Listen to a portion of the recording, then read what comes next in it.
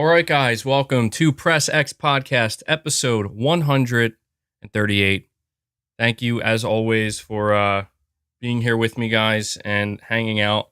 I was reading over the chat on my phone and seeing some interesting conversations being had, as always. But I'm very appreciative of everybody who shows up early, everybody who hits the like button, and basically just everybody who shows their support for what I do here. It really does mean a lot.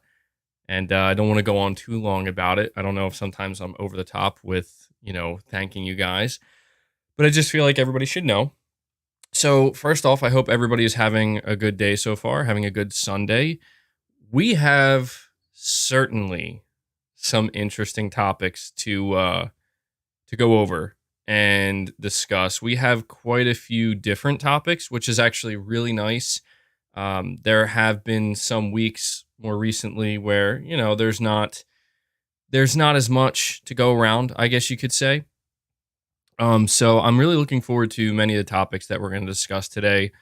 We're going to be talking all about the Game Awards. We're going to be talking about PlayStation at the Gaming Awards. I keep calling them the Gaming Awards, the Game Awards. We're going to talk about, I will let you know, we are going to talk about Microsoft quite a bit during this podcast. Some really, really interesting updates to the whole Activision Blizzard situation. And we're going to be talking about Spider-Man 2. Apparently, Spider-Man 2, I don't know, guys. I don't know. We might yet see this game. So I don't want to get anybody too hyped, but we might see Spider-Man 2 before the end of the year. We'll talk about that. I'm going to be talking about the Forespoken demo. I'm going to be talking about that. I did play it. So I'm going to discuss that. And I maybe that might be the first thing I dive into. I'm not entirely sure. I'm going to be kind of, just free flowing here with the topics and what I choose to talk about. But before I dive into any of these topics, as always, I want to let you guys know a couple of ways that you can help support my content, help support my channel. Obviously, just being here, watching the content helps tremendously. If I had no viewership, I couldn't do what I do here. So thank you for that. Hitting that like button helps. Even if that's the only thing you can do, just hitting that like button helps push the content out further into YouTube. Hopefully, new people tune in. We can continue to grow the podcast. So hit that like button. Let's see if we can get up to 100 likes right now. But if you want to go a step beyond that, donating super chats is really important anytime I stream. It makes it so that I'm able to continue to stream at the rate I do to keep the podcast flowing each and every week. So a huge thank you and shout out to everybody who donates a super chat. If you can't, not a big deal. But if you are able to and you feel so inclined, be sure to do that if it's within your means. And also becoming a channel member. You can become a channel member to help support me month over month. You get a badge next to your name, letting you know that you're a channel member, and it changes the longer you are a channel member. So if that's another way you want to help support me, feel free to do that. All the support is just greatly appreciated. All right, so what I think I'm going to do, I'm trying to figure out, do I want to talk about Spider-Man 2 first? Do I want to talk about Forespoken first? I think I'm going to talk about Forespoken first. I think I'm going to do that because I'm going to let more people kind of flow in to the podcast. Usually within the first 30 minutes, we reach like a peak viewer count. Sometimes it does fluctuate after that, but I'm going to talk about Forespoken first because I did play this demo on PS5. I was actually really annoyed at how long it took me to actually find the demo. I was looking around the PlayStation Store. I was looking in the demo section. It wasn't there. Turns out, at least for me, I had to go to the game itself and then kind of click the options next to it, and then they had the demo. Okay, so let me just start off by saying I think at this point I'm actually going to end up passing on Forespoken, which is a bit surprising to me because I've been following this game since it was announced, and the more we solve it, the more, the more kind of, I don't want to say concerned I was becoming, but I started to kind of get this feeling like I'm not so sure this game is actually for me, with the characters and the dialogue and just the way it was being presented, I really started to kind of get this feeling like I don't know that this is really, um, I don't really know that I'm vibing with this right now. But I decided to kind of overlook that because I thought the game itself looked really good. I thought that the combat in particular looked very interesting. And I liked the enemies that we've seen. I liked a lot of what I was seeing. But unfortunately, after spending a couple of hours with the game, I gotta be just totally honest. I really felt like, wow, I'm not really enjoying this even a little bit. Don't get me wrong, there are some things in Forspoken that I played so far that like I can get the sense, that there's something here. Okay? And it does remind me a little bit of like Infamous Second Son, but there's also something missing, like something fundamental, and I can't quite put my finger on it. But I also want to say, from a visual perspective, I don't know if I maybe just missed it in the trailers. I don't know if this game was downgraded. I don't know what it is, but Forspoken, again, I'm not, I don't want to completely make it seem like I'm completely dumping on the developers or Square Enix, but it does not look visually well, I guess is the best way to put it. Um, it, there are parts of it that do look good, but then there are other parts where I'm like, I don't know. I'm playing in performance mode. And I did switch to the quality mode and the ray tracing mode, and it did look a little bit better, but I'm like, it's not looking that good. So I'm gonna stick with the performance mode. And it's just, I, I just gotta be honest, like there are other games that I played in performance modes. I gotta honestly point out Horizon Forbidden West right now. I mean, I know maybe these two studios aren't comparable, but I played Horizon Forbidden West earlier this year, and that was a cross-gen game, and like the performance mode in that kind of blows this out of the water from a visual, standpoint. And I'm not saying graphics are everything. I'm just saying for a game that's supposed to be current gen only, PS5 only, it's not impressing me. But I overlooked that because I'm like, well, graphics aside, I need to see how the game feels. And truthfully speaking, I could not get a handle on the combat, on the spell system. I couldn't get to a point with it, no matter how long I played it, where I felt comfortable with it and I started to feel like, oh, this is enjoyable. Maybe I need more time with it, I will admit, and maybe I'll try to play it a little bit longer.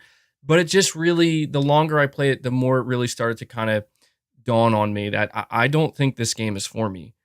And I want it to be. That's the thing, is I want to like this game. And I went into it really feeling like I want to like it. And I'm going to be honest. I can't deal with the dialogue. I just it's ridiculously bad in my opinion. Not all of it is bad. There are some pieces of dialogue where it's like, okay, that's fine, but a lot of it is just like, this is bad. And I saw people were kind of they were basically pointing out the fact that you can go in the settings and tune down the dialogue. And in my opinion, like if you have to have that as a setting, there's something wrong. Like there's something wrong with the dialogue in general, that if that has to be a setting that people are going to turn on, something's wrong here. All of these things just kind of coming together where I feel bad because this is a new IP from Square Enix, and there are some redeemable qualities. There are some good qualities of Forspoken, but as a complete package, assuming that not much is going to change between now and launch, we got about a month until it launches, a month and a week or so. I gotta be real. I don't think I can justify paying $70 for this game. But even taking it a step further, I don't know that I have any interest in this game at this point. I'm really not sure. I'm leaning very heavily towards, I think this is going to be a pass for me at the end of the day, which really pains me to say that because we don't really know much else about Sony's lineup in 2023. Forspoken is kicking off the year in January, and then we get Final Fantasy 16 in June, and then we also get Horizon DLC in April. But outside of that, not counting PSVR 2, I'm not entirely sure of what else to expect game wise. And so, I'm talking about exclusive games, like, whether it be partnered exclusives or first party exclusives from Sony. Axis Hawk, a member for 6 months, you're saying the FTC v Microsoft trial will start in August of 2023. I think this deal will probably either close in 2024 or 25 or not go through at all. Yeah, that's something we definitely have to pay attention to when we talk about that topic, Axis Hawk. So, yeah, you're correct about that. Brett Williams, you're saying at least we get new games. It could be worse. You're right. I mean, I'm not. It's not. I'm not trying to look like I'm trying to judge the game honestly here. Like I don't want to say that, well, Forspoken is good because it's better than nothing. That's not how I view it. I understand what you're saying, and I would like, I'm happy to see a new IP. I'm happy to see Square Enix trying. I'm just disappointed with what I've played ultimately, and I can't deny that. I can't, I can't. I could come out here and try to make it sound like, oh, it maybe it'll be good 10 hours in, or maybe it'll be good after I play it for 15 hours. I just, there are some games I play where I'm playing it and I'm just like, I don't like this. I don't know exactly why, but I'm not enjoying this. I'm not getting any enjoyment out of this. And, it is painful because it is a new IP. And I feel very bad, saying that about a new IP, because I'm going to be honest, guys, I was kind of looking around and I was trying to figure out, like, is it just me that feels this way? Or am I missing something here? And I saw that quite a few people had some complaints about Forspoken, and quite a few people were like, ugh, like this, I don't know, man, this is going to be a pass for me. And I started to feel really bad because I'm like, oh man, it looks like this game could end up flopping. It does. To be totally brutally honest, it seems like Forspoken could be a flop, and it could be ultimately maybe a bad investment that Sony made with Square Enix, outside of Final Fantasy, because I'm looking at the general response to this game. I feel like this game has been plagued with some criticisms from the start, and it seems like it's actually just kind of getting a little bit worse now that the demo's out. And what makes me feel doubly bad is we don't get proper game demos very often anymore. And I feel like the fact that this may be backfiring on Square Enix, I've seen quite a few people basically come out and say, wow, thanks Square Enix for releasing this demo. You just saved me $70. And that sucks to see, because it's like they took a chance with a proper demo and it seems like they're going to get bit in the ass for it. And I would have preferred it to be the other way around, where people were like, wow, I'm so glad that you put this demo out, because it's awesome, and now I can't wait to play the full game. I'm not seeing much of that. I'm seeing some of it, but not near. It's very mixed. It's very, one side or the other. Subtext, you're saying, what it came to for me on Forspoken is that it's not bad, but I'd rather work through my backlog. Yeah, and I totally understand that. Like, I don't feel that Forspoken in general is bad. Like, it's not unplayable. It's not like a broken game or anything like that. It's just that the mechanics at play and the systems, they're not really, I don't know. They're just not, they're not melding together in the way, like, when I watch these trailers, I'm like, oh my God. You know what? Here's the best way I could explain it. This game looks better than it feels. That's the best way I could describe it, because I always got excited watching the gameplay trailers, and they always made it look so cool. And I always kind of looked at it and thought, oh, I have a good idea of how this is going to feel. And then I go to play it, and there's like a complete disconnect where I'm like, this doesn't feel at all like I thought it would. And it again, it's not bad. There are brief moments where it's like, oh, I can almost feel it, but then something else, then it just stops there. And I think another criticism of the game, The open world, this was a big concern of mine, and I know many other people were very concerned about this, where the concern is this game going to have is this an open world game for the sake of being open world? Is it going to feel purposeful? Is it going to feel alive? Is it going to feel like there's a good reason for this game to be open world, or it facilitates a better game? It again, based off of my time with it, it's not. It's exactly what I kind of hoped it wouldn't be, in that there's just a lot of emptiness. And I will say that the coolest part of the game for me was the traversal, I gotta say. So, like, that kind of makes me feel like there is somewhat of a purpose to the open world, even if it's just for the parkour, because it just feels really cool and it looks really cool. And I like that. I think the parkour is probably the coolest part of the game. But at the same time, it doesn't feel like it fully justifies just these vast, open, barren areas. And then there's just kind of random enemies scattered throughout. And, this is a big problem I have with a lot of open world games anymore, where it's just like, I just start to feel tired. I just start to feel tired of, like, okay, now go from point A to point B, and maybe you'll run into some enemies in between. Maybe you'll, go do a little side thing over here. And it's fine sometimes, but in this case, it just, I don't know. It just wasn't clicking for me. And I don't know. Saying MBG, it was a demo. Of course it was. Oh, and you know what? I know it sounds like I'm being harsh, but I'm just being honest. Do not know what was going through the mind of the individual or individuals who decided that doing a fish lens UI was a good idea. I am almost offended at how bad the UI is, to where it's like, this has to be a joke. There's just no conceivable way that this made it through as this is a good idea. It's unbelievable. And I'm sure, like, that's one thing that I'm positive they're going to fix before launch, because that seems like the easiest thing to fix, and I'm glad that that's an easy fix. But to me, that's just like, it like, the screen practically looks warped, and it's very strange to look at, and a lot of the text is very small as well, and I'm just like, what is going on here, man?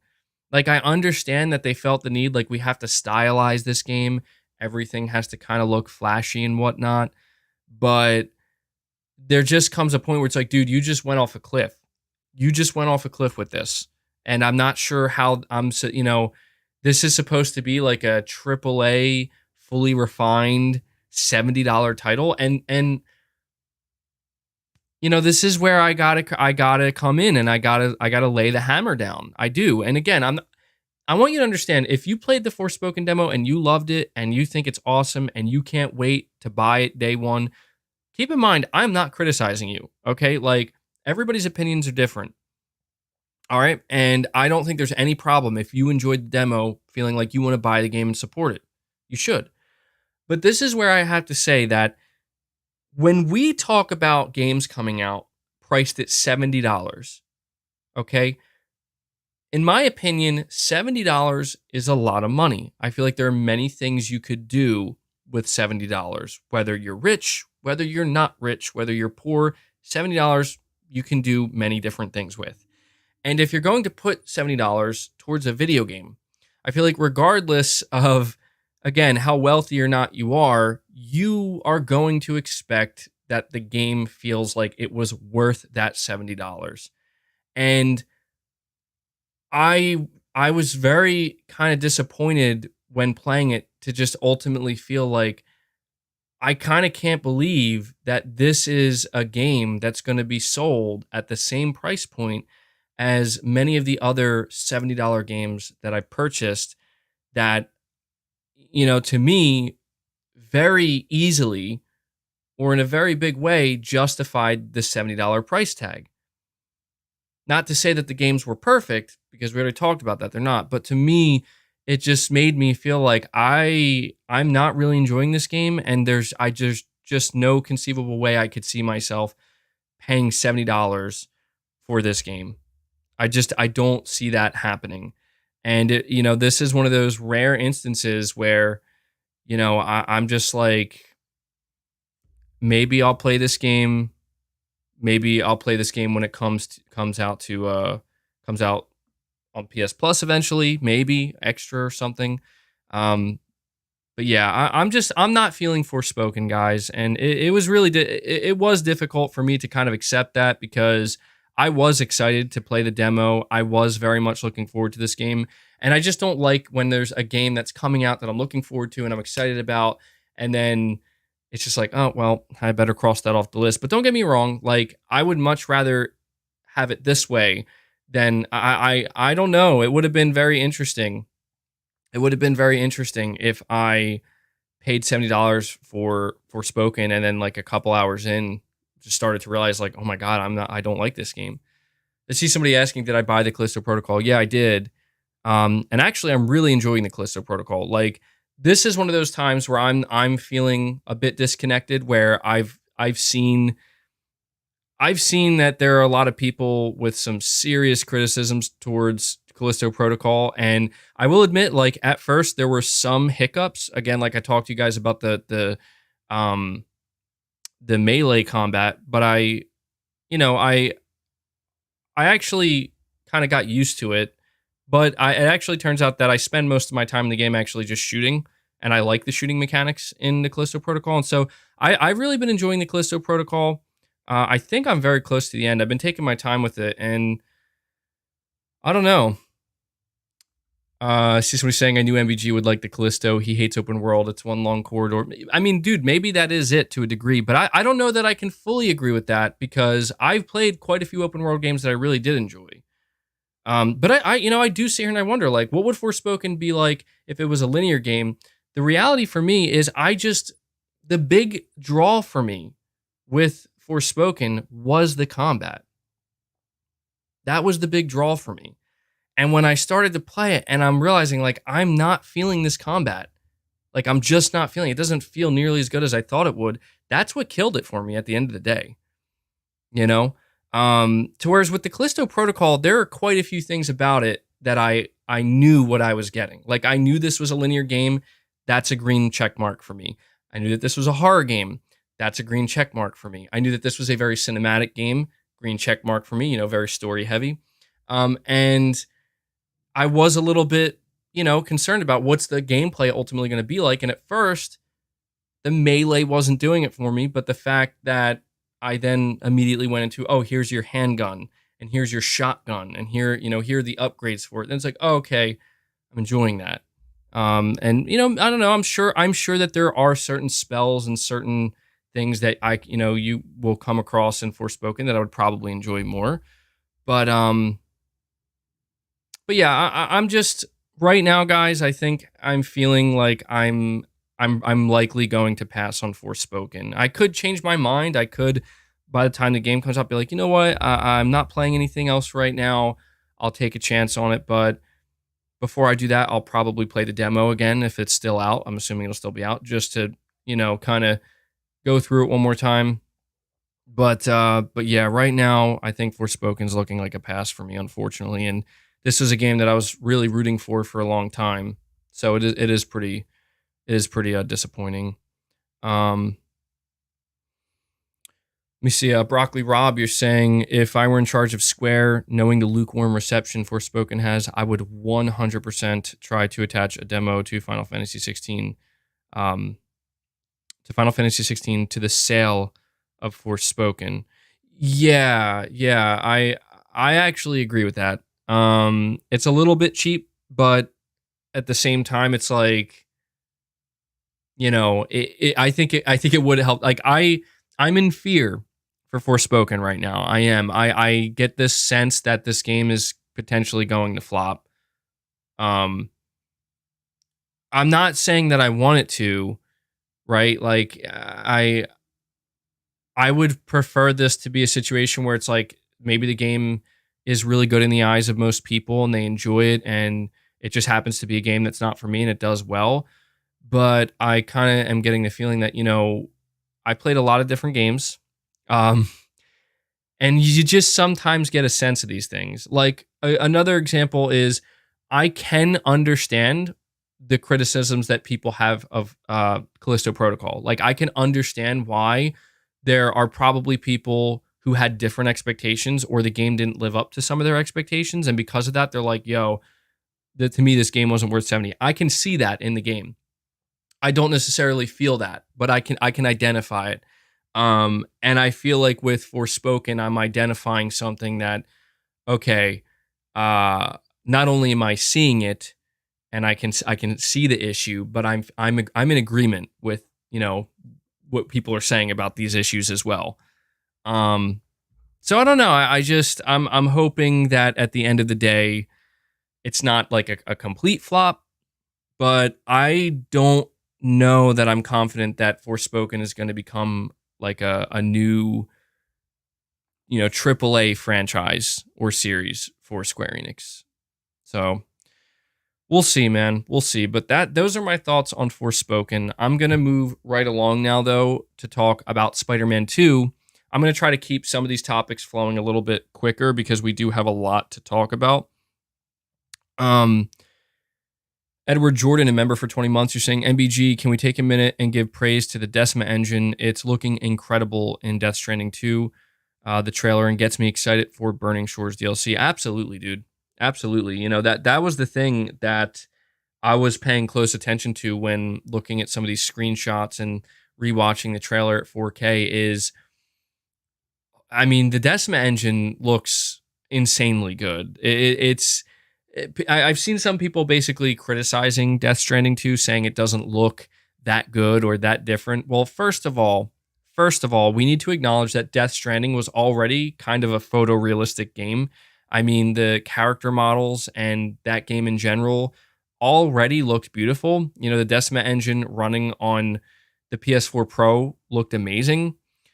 But I gotta say that maybe it's more subtle this time, but there were just some scenes in that trailer where it's like, dude, this game is gonna look stunning. It's gonna look stunning on the PS5, and also, yeah, looking at the Burning Shores DLC from Guerrilla for Horizon and knowing that it's PS5 only, yeah. I mean, this is where I'm gonna be honest. Sony Studios have proven that you can have your cake and eat it too. And that's a tough thing, I think, for many other development teams and studios to deal with, because Guerrilla's coming out here and being like, here's this big open world game that looks phenomenal. Like it looks as good as most games in fidelity mode look in a performance, but you're playing it in performance mode, you know? And I look at Kojima Productions. I mean, I look at Death Stranding, and it's like, now they're going to take it even further with Death Stranding 2. And, I got to admit, it does raise my bar. It does raise my standard to where, like, now I'm going to judge other games, other AAA games based on this standard. And, yeah, it looks really good, man. It looks really, really good. I'm going to talk more about Death Stranding 2 a little bit later. But right now, I want to talk about Spider-Man 2. So I don't know if you guys have been paying attention to what's been going on, but I'll break it down for you. So essentially, quite a few people were either expecting or at the very least hoping that Insomniac Games would show up at the Game Awards with Spider-Man 2. So the Game Awards happened, no Spider-Man 2. What happened after that is, at least on Twitter, and I'm sure in other corners of the internet, but on Twitter, there were a lot of posts that were gaining a lot of traction of people basically saying that they're concerned about the game. They think it's going to get delayed to 2023. And, after that, we saw, I think it was the senior community manager at Insomniac basically come out and say 2023. Basically just say, look, the game is still on track for 2023. But then we have the, I want to make sure I get their position right, because I don't want to confuse anybody. We have the James Stevenson. He is the community director at Insomniac Games, and it was late last night, he posted a GIF of Spider-Man 2, of both Spider-Man and Miles Morales. And, this gained a ton of traction. It actually is sitting at over 16,500 likes because we have not heard from Insomniac Games in any significant way when it comes to Spider-Man 2, except for that little tiny update they gave, basically saying the game is still on track for 2023. And on top of that, um, you know, again, people between the silence and people beginning to assume that the silence means something bad, this tweet is gaining a lot of traction because people are very much taking it as this is a tease of Spider-Man 2 news coming very, very soon. Now, the reason why I think this is actually confirming to a degree Spider-Man 2 news soon, because it's gained so much traction that this is actually, I think, going to potentially hurt Insomniac Games if this was just them being like, oh, we just wanted to put out a GIF of Spider-Man 2. I feel like they would have had to have deleted it, at the very least, just delete it before it really started to take off. And maybe even just let people know, like, guys, we're not ready to show anything. Basically, what I'm trying to say, guys, is everyone is looking at this and collectively thinking the same thing. And that is, it seems like we're going to get some Spider-Man 2 news before the end of the year. And it's not going to be the week of Christmas, of course, or New Year. It's going to be before that. So it could very well be this week we get some Spider-Man 2 news. Now, some people are also pointing me in the direction of the actor who plays Miles Morales. And apparently he put out, I don't know if it was an Instagram post, but he posted somewhere while he was in his mocap suit that, we're going to end the year right. And, a lot of people like honed in on that and were paying attention. Like, wait, are you teasing like Spider-Man 2 news before the year ends?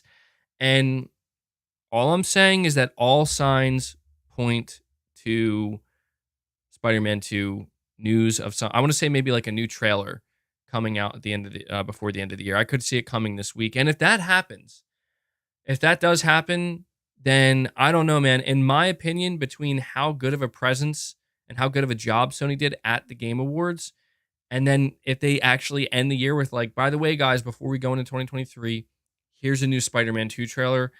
I think that's pretty good. I see somebody saying this is a reach. No, dude, this is not a reach.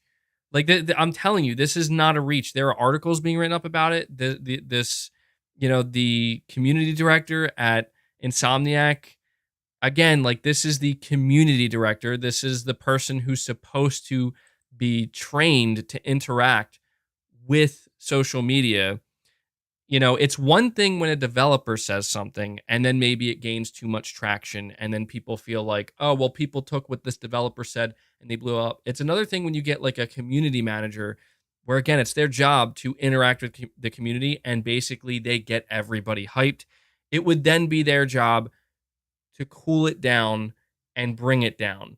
Okay. I don't want to say definitively. I'm still a little bit skeptical, but I am feeling pretty confident that that's exactly what we're being told, that we're going to get a Spider-Man 2 update. Because honestly, I wouldn't know how else to perceive what about what the Miles Morales actor said? Why would he say that? Why would he say like, we're going to end the year right for you guys or on a good note or something along those lines? I mean, I guess he could be talking about something else, but what else would he be talking about? If somebody's saying, MBG, if you're saying it, it's probably wrong. Yeah, right. Yeah. Josh, thank you, man. You're saying finished God of War Ragnarok, best sequel I've ever played. I think it's interesting comparing it to The Last of Us 2. Both games deal with the cost of vengeance. Thor and Ellie have very similar arcs, broken by the end, in my opinion. Anyway, that's a very interesting parallel to draw there, Josh. And I'm actually in agreement. I really felt, as I said, incredibly satisfied with the ending of God of War Ragnarok. I felt like this was one of the best sequels I've ever played, if not the best. And I felt really good, man. And that is an interesting parallel. I didn't really think of that. The idea of Thor and Ellie kind of maybe sharing some very similar arcs, as you say. So yeah, I'm glad you enjoyed it, man. And we'll talk about that. We'll talk about how God of War performed at the Game Awards. Didn't win Game of the Year, but I loved it, man. I love God of War Ragnarok. No spoilers, no spoilers. I'm not going to say any more than what I did, so don't worry. But yeah, Spider-Man 2, at the very least, I'm feeling confident that, if anything, like, let's just assume for a second, let's play devil's advocate here. Let's assume that James Stevenson over at Insomniac, let's say that he wasn't trying to tease upcoming news, okay? But maybe he was just trying to also confirm that the game is not delayed. At the very least, what we are witnessing is Insomniac Games shutting down the rumors that are beginning to come out, because we haven't seen Spider-Man 2, that the game is delayed or something's going wrong internally. Something that I tweeted out that I want to read to you guys because I think it's really relevant to the conversation. And I decided to tweet this out after I came across someone else's tweet. I don't know who they were, but their tweet gained a ton of traction, garnering over like 13,000 likes. And what the person had said is that we haven't seen Spider-Man in over a year now. It seems like, that, like, to them, that's concerning, and it seems like the game's been delayed. And so what I said here is, I said Spider-Man 2 for PS5 is scheduled to release in 2023. There is some concern that it may have been delayed since we haven't heard anything about it for over a year now. That's understandable, but if anything, it's actually a good sign that they're hard at work and focused on getting it done. I also say that people started to get a similar feeling with God of War Ragnarok. Many really believed it would be delayed into 2023.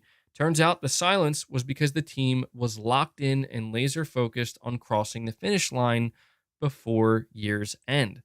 And that's really what I kind of wanted to highlight, is that we're seeing something similar happen with Spider-Man 2. I wouldn't worry too much about it. I wouldn't worry about the fact that Insomniac's being quiet. If anything, it really does just mean that they are locked in and they're just focused on making sure we can get this game across the finish line when we need it to get across the finish line. If we do get a trailer, that'll obviously be a great sign. If we don't get a trailer, it's not a bad sign, right? It just means that they're not ready. They're not ready to show it. And them not being ready to show it doesn't mean there's anything wrong with the development of the game. It just simply means that they didn't put the time aside to show a chunk of it, And I think that's something we have to keep in mind, is that every time we get a new trailer, if we get like a state of play, anything like that, it takes resources from the studio to make that happen. And really quick, how funny would it be? How funny would it be? This isn't serious. Please do not take what I'm about to say seriously. It's just a joke, and I think it's just funny. But I'm imagining Sony's like, hey guys, did you hear? The FTC is officially suing Microsoft over the Activision Blizzard deal. To celebrate, we're going to give you a Spider-Man 2 state of play next week. Oh, I'm just laughing because I'm like, I don't know. You know how people are talking about Sony with the FTC and whatnot, but that's some funny shit, man. Subtext, you're saying, if it is a trailer, strange not to put it in the Game Awards. Maybe it will be more like a blog post or a written statement on Twitter. I hope for anything, though. And that's the thing. It is worth noting that Insomniac's silence really does kind of run deep, in that it's not just that we haven't seen anything of the game. We haven't heard anything either. That's worth pointing out. Like, it has been complete radio silence. So even if they just came out with a blog post and a really short trailer, basically just updating people on the development of the game, that alone I think would be enough. Because one thing we do notice happen is the longer a studio goes radio silent, people get really antsy. I see somebody saying that my stream is really choppy. Is that true, guys? Is my stream choppy right now? I mean, it's telling me that it's in excellent condition on my end.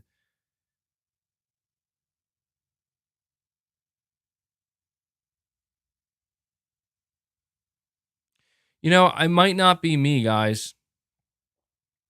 I know that sounds silly, but it might not be me, because I noticed when I was trying to use YouTube today, YouTube was giving me some issues. YouTube was being pretty weird.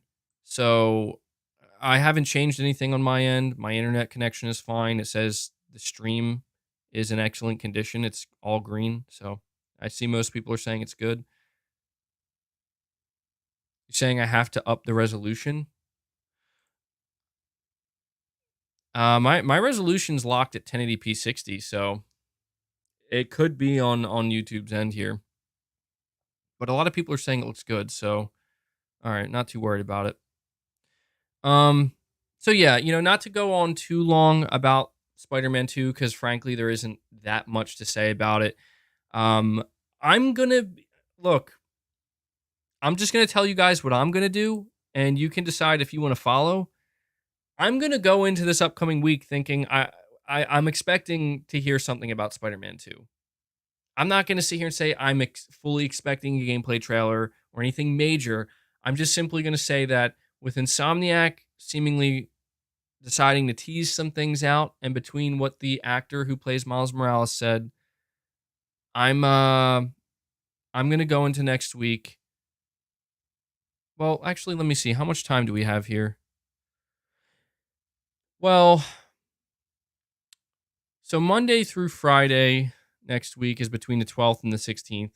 And then after that, 17th, 18th, for the weekend. And then the week after that goes from the 19th to okay, so let me correct that. I'm getting ahead of myself. If we don't get anything from Spider-Man this week, there is a possibility we could get it the week after, but I don't think Insomniac would tease something that's like 2 weeks out. I also want to say really quick, I have seen some people saying that they believe that I see two different things. One group of people are saying that they actually think it might be released on Christmas. That would be an interesting tactic. I mean, maybe it's a possibility. I feel like that's unlikely. I just don't know. But maybe they could. Yeah. I mean, everybody will be at home, It would be cool. That would be very unexpected in my opinion. But I also see some people thinking that this is actually possibly teasing a PlayStation showcase before the end of the year. And I'm going to tell you guys right now, you're going to want to get that notion out of your head. There's no way Sony is doing a show like it's over for 2022. There's no show, there's no there's no show, there's no showcase happening this year. A lot of the Game Awards or with PlayStation being there, a lot of people felt like some of the things that were shown there would normally show up at potentially a PlayStation showcase. So, it's one thing to expect maybe an end of the year trailer for Spider-Man 2 going into 2023 to kind of give Sony that little extra momentum versus, 2 weeks before Christmas, we're going to do a showcase. There's no way. So the next proper showcase we get from Sony, if it's going to happen, which I think it will, isn't going to happen until sometime next year. Austin, you're saying Phil at the Game Awards seeing what else he can use against Sony, LOL. Dude, I gotta say, I saw like the memes popping up of Phil Spencer at the Game Awards when at the beginning of it, Jeff Keighley was putting the camera on all of the figures there. And when they put the camera on Phil, he just looked so pissed off. He looked so frustrated. And I get it, man. Like, I mean, he's a human, he's a human being. And I assume that if that was me in that moment, I'd be like, you gotta be shitting me right now, Jeff. Like, are you serious? Like, did you not see the news? Fake nice guy, Phil. I don't know, man. I think it's strange when people get really personal, like people talk about like Jim Ryan or Phil Spencer or these executives like on a personal level. Like, I don't know what type of people they are, truly. Like, I can assume that Phil's probably just a normal, decent guy, but I also know, and this is not an assumption, he's a business executive.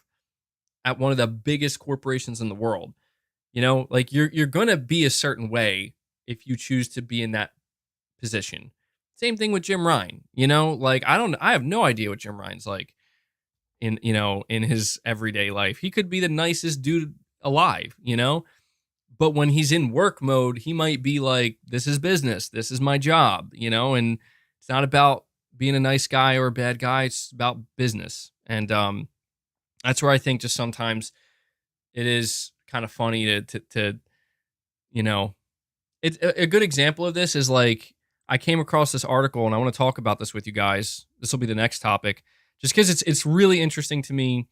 I came across it from VGC and on Twitter anyway. The title says Microsoft's CEO, gaming CEO, that being Phil Spencer, has claimed that Sony's plan for growth is to quote make Xbox smaller. Now I quote tweeted this and I am upsetting Xbox fans. I am really, really upsetting them. And I understand, like, I'm not trying, I think people misinterpret my intent, and I understand why that happens. And Twitter also can be a great place for people to jump to conclusions and create their own context. But I think people are thinking that I'm trying to shit on Xbox at all costs, when in reality, it's like, I'm really not. Like, I know that's hard to believe, but I'm really not.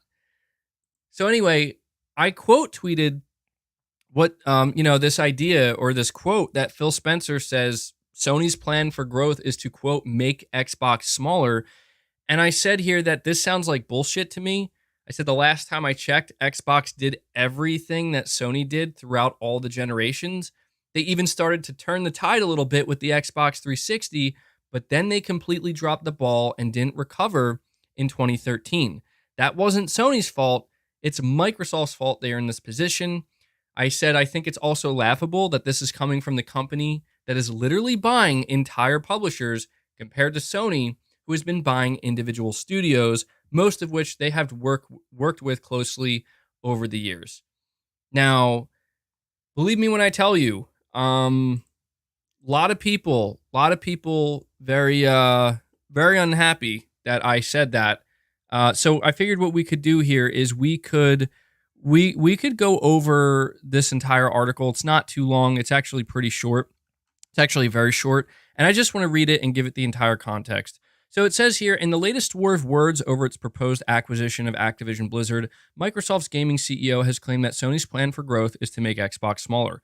Phil Spencer made the comments during an interview with the Second Request podcast, where the executive claimed that Sony was the, quote, one major opposer to the Microsoft Activision deal. Sony is trying to protect its dominance on the console.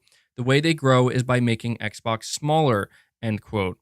And another quote here is, Sony has a very different view of the industry than we do. They don't ship their games day and date on PC. They do not put their games into their subscriptions when they launch their games, end quote.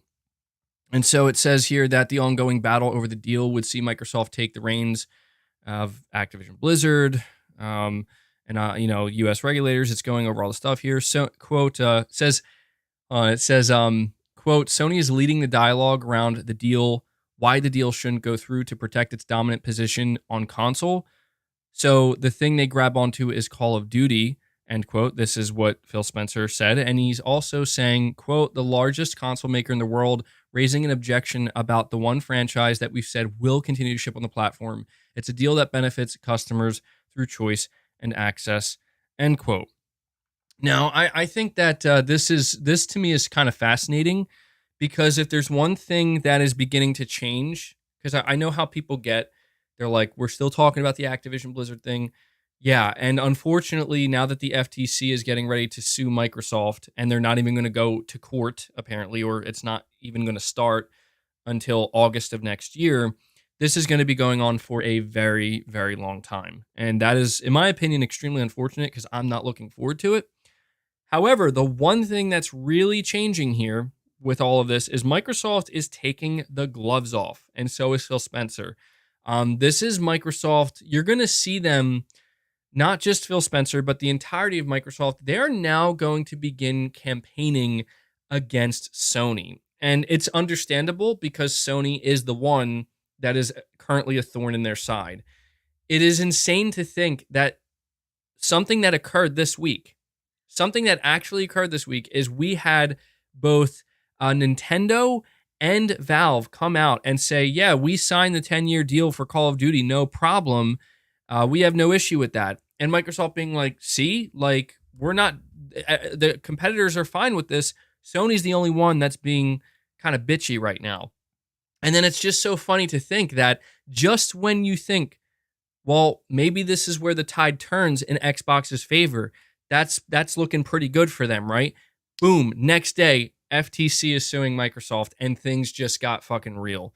Things just got real for Microsoft, man. And you know, when you let's back up for a second here. All right, and let's just acknowledge that this is a very complex situation. And I feel the need to say that before going any further, because I do not know every single detail regarding Microsoft or Sony. I do not know every single detail regarding the legal side of this. I do not know every single detail about, you know, these regulators, and I just want to make that clear. I'm sure that that's obvious. I don't think any one person has an entire encompassing, you know, overview. It's a lot. There's a lot going on here. But there just are some things about this that I feel like when you try to zoom out, things can become a little bit more clear. And to me, seeing what Phil Spencer's saying here, things become a little bit more clear. To me, my goal when I talk about this is to try to get to the bottom line. That's my goal. I want to try to get to the bottom line where what does this all come down to at the end of the day? Because we can go back and forth. Microsoft and Sony can go back and forth all day, every day with their PR campaigns, with their executives and their words. Fans on Twitter, on YouTube, everywhere, they can go back and forth all day, every day. But the only thing I'm really focused on is what's the bottom line here. And what makes it so hard to kind of get to that bottom line is all of this back and forth. There's dirt being flipped all over the place. And it's you know, the dust has not settled. So to try to see what's at the bottom can be very difficult. Himanshu Yadav, you're saying, MBG, I don't know if I want to see the ugly side of Microsoft. These guys are billionaires, and they didn't get there by playing nice. They could absolutely torment Sony, man. Well, that's the thing about this is we have to understand that Microsoft,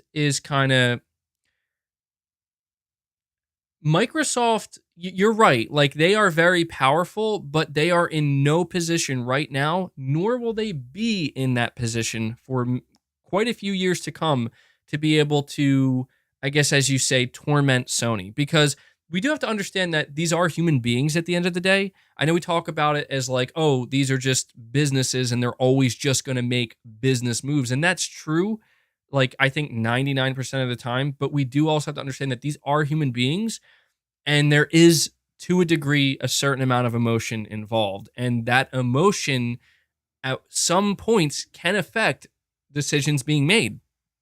And so there's no doubt that by the end of this, Sony and Microsoft, regardless of what happens, whether the deal gets approved, whether it gets blocked, even if Microsoft has to make a ton more concessions to make this deal go through, regardless, I think it's safe to say that Sony and Microsoft will be on another level of not liking each other after this. I think they're going to hate each other. Because this is, they're both airing their dirty laundry publicly now. And it's like, this is not something you really ever see. It's getting pretty bad. And so, yeah, well, I mean, there's no denying that Microsoft has the power. But just because they have the power, they're also in a very compromising position right now where, did anybody see that quote from, I think is it Brad Smith? He is the president of Microsoft. I'm sure you guys saw the articles being written up where he was basically saying that Sony is about as thrilled as Blockbuster was when it came to the rise of Netflix. Did you guys see that quote? And like, see, that's important shit to pay attention to, because it's like, dude, that is there's the truth. That's the fucking truth. Brad Smith is basically out here saying that we are leading the way. We are the future of the gaming industry. Sony doesn't like that. They don't want to follow us, and they're getting in the way of progress. And because of that, they're going to end up like Blockbuster. And to me, this is why you're going to start to see the passion come out. This is fucking why I have pushed against Microsoft so goddamn hard, because I understand the general consumer wants a better deal. You want cheaper games. You want convenience. I want that too. I am a consumer as well. But this is absolute proof that Microsoft's end goal is to uproot the entire fucking gaming industry to a degree in which the competition has no choice but to follow, or they will sink. It is fucking mind-boggling to me that the president of Microsoft can come out here and say that, just flat out state that in a pretty much arrogant way, and yet we're still having this conversation that, well, what's Microsoft's real goal? And you see people coming out of the woodwork basically saying, well, Microsoft should be able to do what they want. It's not Microsoft's fault that Sony can't keep up when it comes to, capital and what they can buy and what they can spend. And you're like, yeah, that's true. That's also the fucking problem. That's also the problem. Because when a big tech giant enters, and this tech giant is worth $2.1 trillion, and they're entering in a market where the other competitors have nowhere near that amount of money to spend, suddenly they can do whatever they want. And there's not anything anybody can do about it unless the regulatory bodies step in and do their job, which is to make sure that shit doesn't happen. It is fucking absurd that people don't seem to understand what these companies would do if there was nothing stopping them. That's what's insane to me. And yet people want to continue to shit on Sony, to shit on the regulatory bodies, and basically prop Microsoft up as if they haven't tried to do this in the past. Do people not realize this is not the first time that Microsoft is going head to head with the FTC, with regulatory bodies? They have dirt. They do. They have black marks, man. And it's not good. And if the only argument you can offer me to make all of this seem justifiable is, well, Sony would be doing the same thing if they could, what are you trying to achieve? Are you trying to tell me that Sony is not the good guy? I'm well aware. Sony is not the good guy. Sony is a business, another tech corporation, in this case, one that's focused more on entertainment. So I'm not saying what I'm saying about Microsoft to make Sony seem better. I'm saying what I'm saying about Microsoft because it's going to have massive repercussions within the gaming industry long term. And it's not just going to affect PlayStation. It's going to affect the entire gaming industry. It's going to affect all gaming businesses. It's going to affect all game publishers, all gaming platforms. So basically, at the end of the day, if you want to know where you stand with this whole thing, you're saying, I see somebody asking what repercussions. Well, that's the thing here. At the end of the day, you have to ask yourself, are you on the side of Game Pass, or are you against Game Pass? Now, it is impossible for me or you or anybody else to know the future. I say this all the time. When I say negative repercussions, keep in mind, these negative repercussions that I am speaking of are speculative. I cannot go to the future, see what happens, come back and tell you guys, I saw it with my own two eyes. This is what happens. However, if you use some sense and you kind of put two and two together, you can begin to see the potential problems that start to arise. Okay? I think a couple of things that people don't really think about when it comes to this deal long term is you have to think about the video games you play today, what type of video games matter to you, but most importantly, what is required for the creation of those types of video games that you enjoy? These are the questions that as the consumer, you have to be asking, because right now, the consumer is fixated on the good deal they're going to get from Game Pass. And I understand that. Why wouldn't you be? Why would you question if Microsoft's saying we want to buy Activision Blizzard and Bethesda and then we're going to put all their games in the Game Pass and you just pay $10 a month? I get that. It sounds great. It actually almost sounds a little too good to be true. But then you have to begin to ask, well, why can't Sony do this? Why isn't Sony doing this? What is Sony's big problem with Game Pass? And you know what's really scary is people really do believe, they really do believe that the reason why Sony is against Game Pass is because they're greedy. And to me, that's a somewhat nerve-wracking notion, because no, there are a lot of things that Sony can do out of greed, and they are doing them. And I don't want to say greed is in like let's face it, all companies are greedy. All companies want more money. All companies want more growth. It's natural. It's normal in business. So I don't even like to really use the term greed too often, because they all have the same goal. They all just do it differently. They all change their approach. You know, no business is giving you a good deal because they want to be friendly and be a good guy. It's just not. If that exists, it's very uncommon. It's very uncommon. It just in the big corporate world, it's just not a real thing. And I'm just saying this because Sony does what they do for the same reason that Microsoft does, for the same reason that Nintendo's continued growth. Okay, and continued growth is hard to sustain.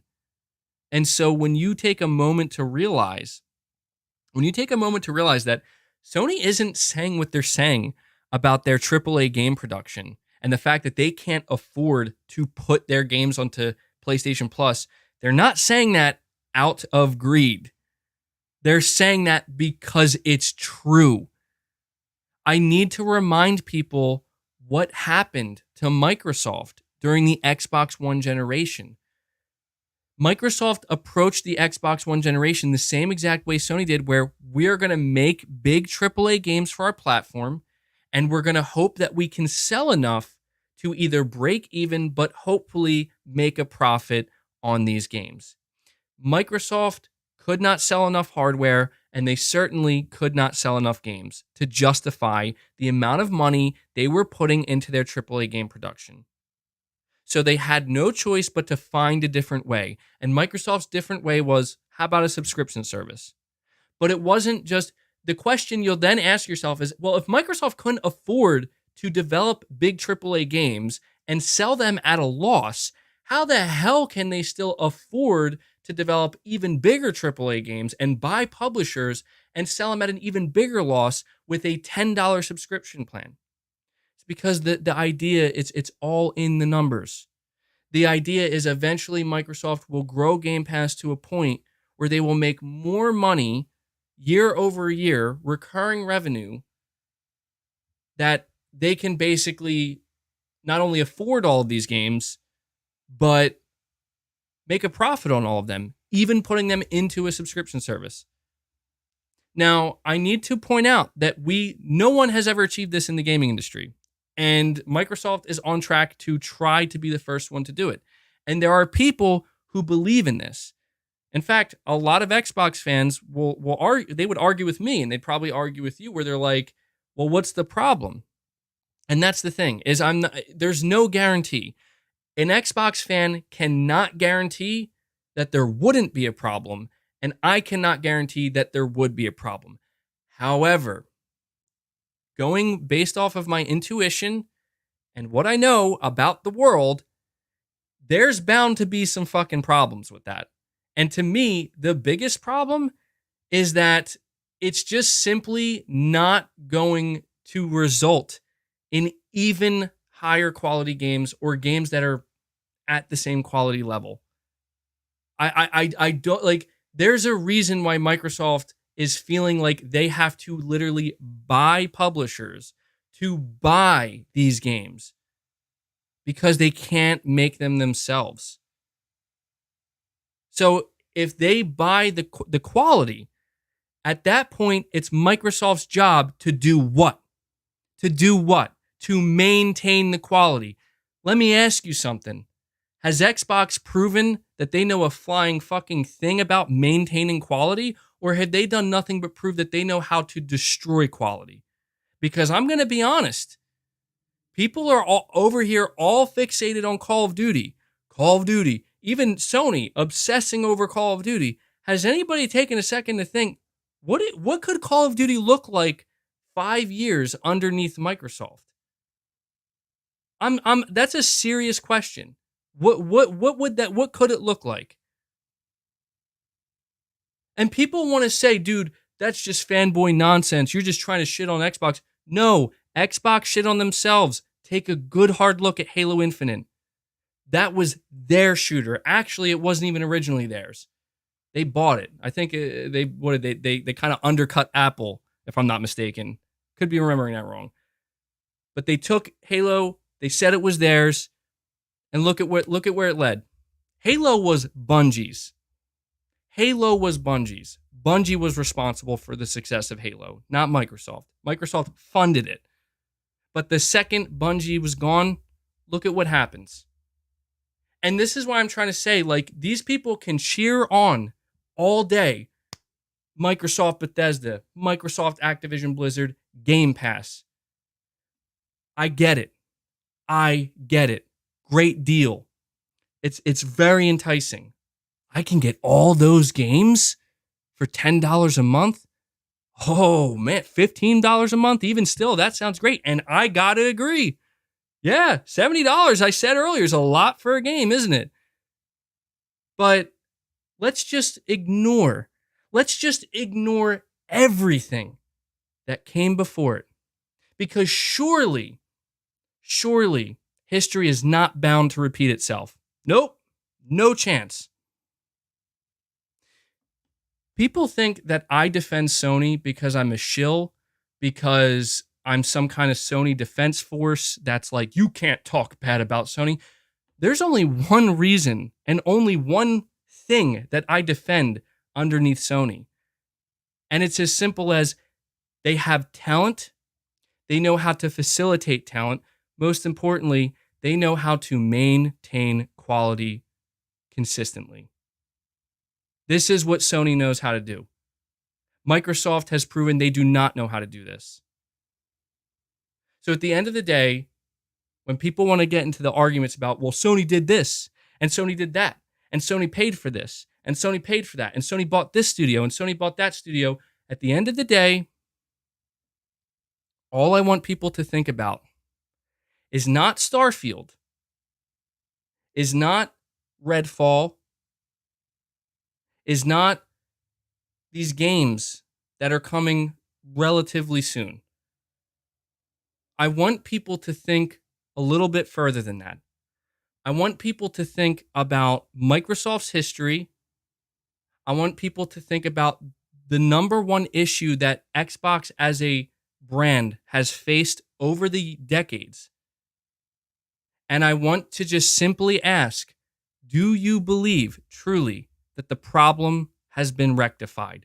Do you believe that Microsoft buying Bethesda, buying Activision Blizzard, and facilitating not only their games, but all of the Xbox studio games into this subscription service, do you think this has solved Xbox's biggest problem? That's all I want people to think about. Because if your answer to that genuinely is, I absolutely do believe that, I cannot fault you. And I want that to be understood. Like, I would never turn to an individual who says, I believe in Game Pass.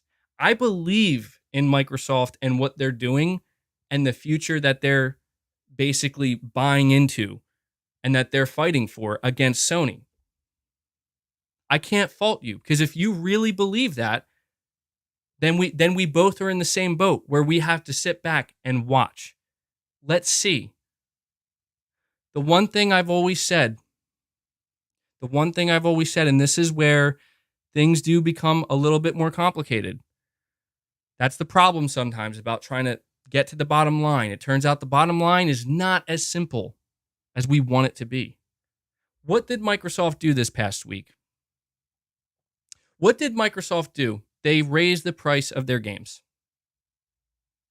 Microsoft came out and they said, our games are now going to be $70. Quote, the price, that being $70, reflects the content, scale, and technical complexity of these titles, end quote. This is what Microsoft said.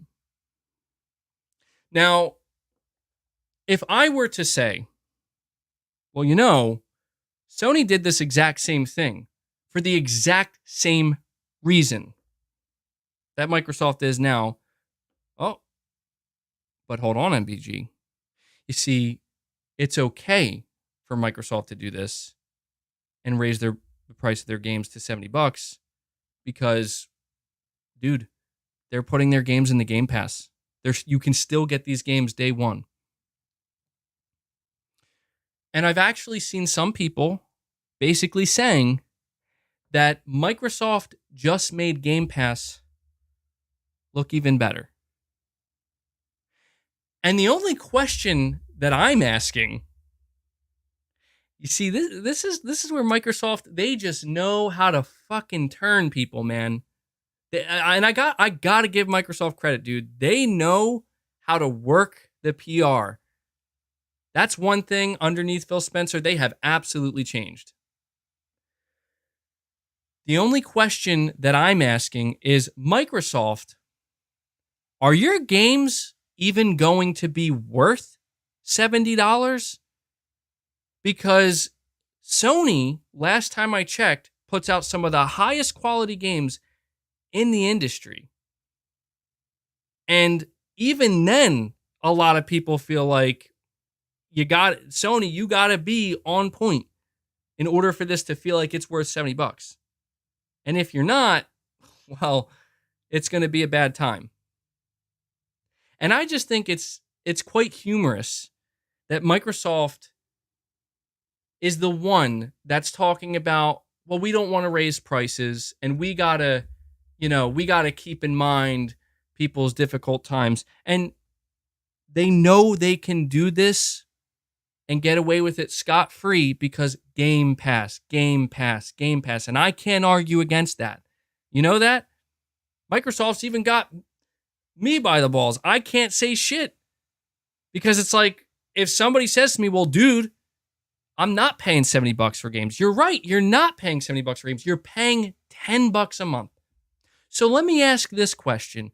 What then happens when Microsoft puts out a $70 game that is just garbage? That just, it flops. It's not good. What happens? What happens? What happens if Microsoft puts out a Crackdown 3 level game or a Halo Infinite level game for $70? What happens?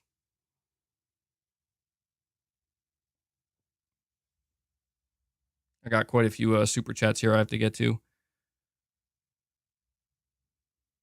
You're saying nobody cares?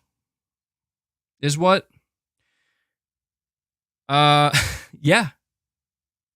No, you're right. You're fucking right. That's actually exactly it. No one gives a shit. You know why? You cannot criticize Microsoft's quality because they're giving me the best damn deal. $10 a month through Game Pass. Their next game will probably be better. You watch. They're going to have a success at some point. You see what I'm saying? Microsoft has created the ultimate safety net for themselves and for their studios. And there will be people who say that this is a good thing. Maybe this will allow developers to work with less stress and not have to worry so much about whether their game's actually going to be a success or not. But what do we use to measure success? Do we measure success based on how much effort a developer put into a game, or do we measure success based on the quality of said game? We measure the success on the quality of a game, and a game lives or dies based upon that. The idea, you're saying when I hit the desk, it's coming through the mic. I apologize. The idea that we're just going to completely remove that factor by basically saying, you know what? I feel secure buying into Game Pass because it means that if I get lower quality games and occasionally get a higher quality game, maybe here or there, then, you know, it's all good. It's like Microsoft is completely protected, man. And I have to give them credit. Like they have done something that I don't think anybody clearly. I don't know that Sony was expecting it. I don't know that Nintendo even cares. I really would love to know what Nintendo thinks of all this, but they're making themselves bulletproof is what they're doing. They're making their studios bulletproof. And I guess I'm just I gotta be honest. I look at Halo Infinite and I have a little bit of hope. Do you know why? Because when I see Halo Infinite, do you know what I noticed? People didn't give a shit that game was on Game Pass. People didn't care. They still ripped into that and they still said, dude, this is unacceptable. And I think that's put a hell of a lot more pressure on Microsoft, man. And I think that right there is exactly why Microsoft bought Bethesda and why they're buying Activision Blizzard. Because I think Microsoft is beginning to realize that, you know what? It was free to play. You're right. It was free to play. Hold on. Was so the campaign was put into Game Pass and the multiplayer was free to play? Well, damn, that's even worse. Well, there you go. I mean, it takes the point and it proves it even further where it's like, damn, if you can't release a game free to play, if the game's bad, it's bad, and a lot of people are going to make it known that this game's bad. Doesn't matter if it's free. It's bad. It's got to be good, and I just think it's upped the pressure for Microsoft because I think what Microsoft is beginning to realize, or what they have realized the past couple years, is I think that the ultimate revelation for Phil Spencer and for Microsoft is that we can't get around it. We can't get around quality. We have to make sure the quality is high. It doesn't matter what business model we have. It doesn't matter how we approach it. The quality has to be there. And it just so happens that approaching a quality first business, I guess, just a quality first industry is what I'll call it. Although that could be argued, I guess. It turns out that doing that with a subscription model is not only insanely risky, insanely difficult, but incredibly expensive. This is why Microsoft is going for Activision Blizzard. I've seen people say, well, it's because Activision said they want it to be bought. Dude, I love how people are just like, Activision just walks in one day and says, we're in some deep shit here, Microsoft. You want to buy us? And Microsoft's just like, yeah, sure, we'll buy you for $68 billion. How's that sound? Like Microsoft's just throwing $68 billion around like it's fucking nothing. I mean, don't get me wrong.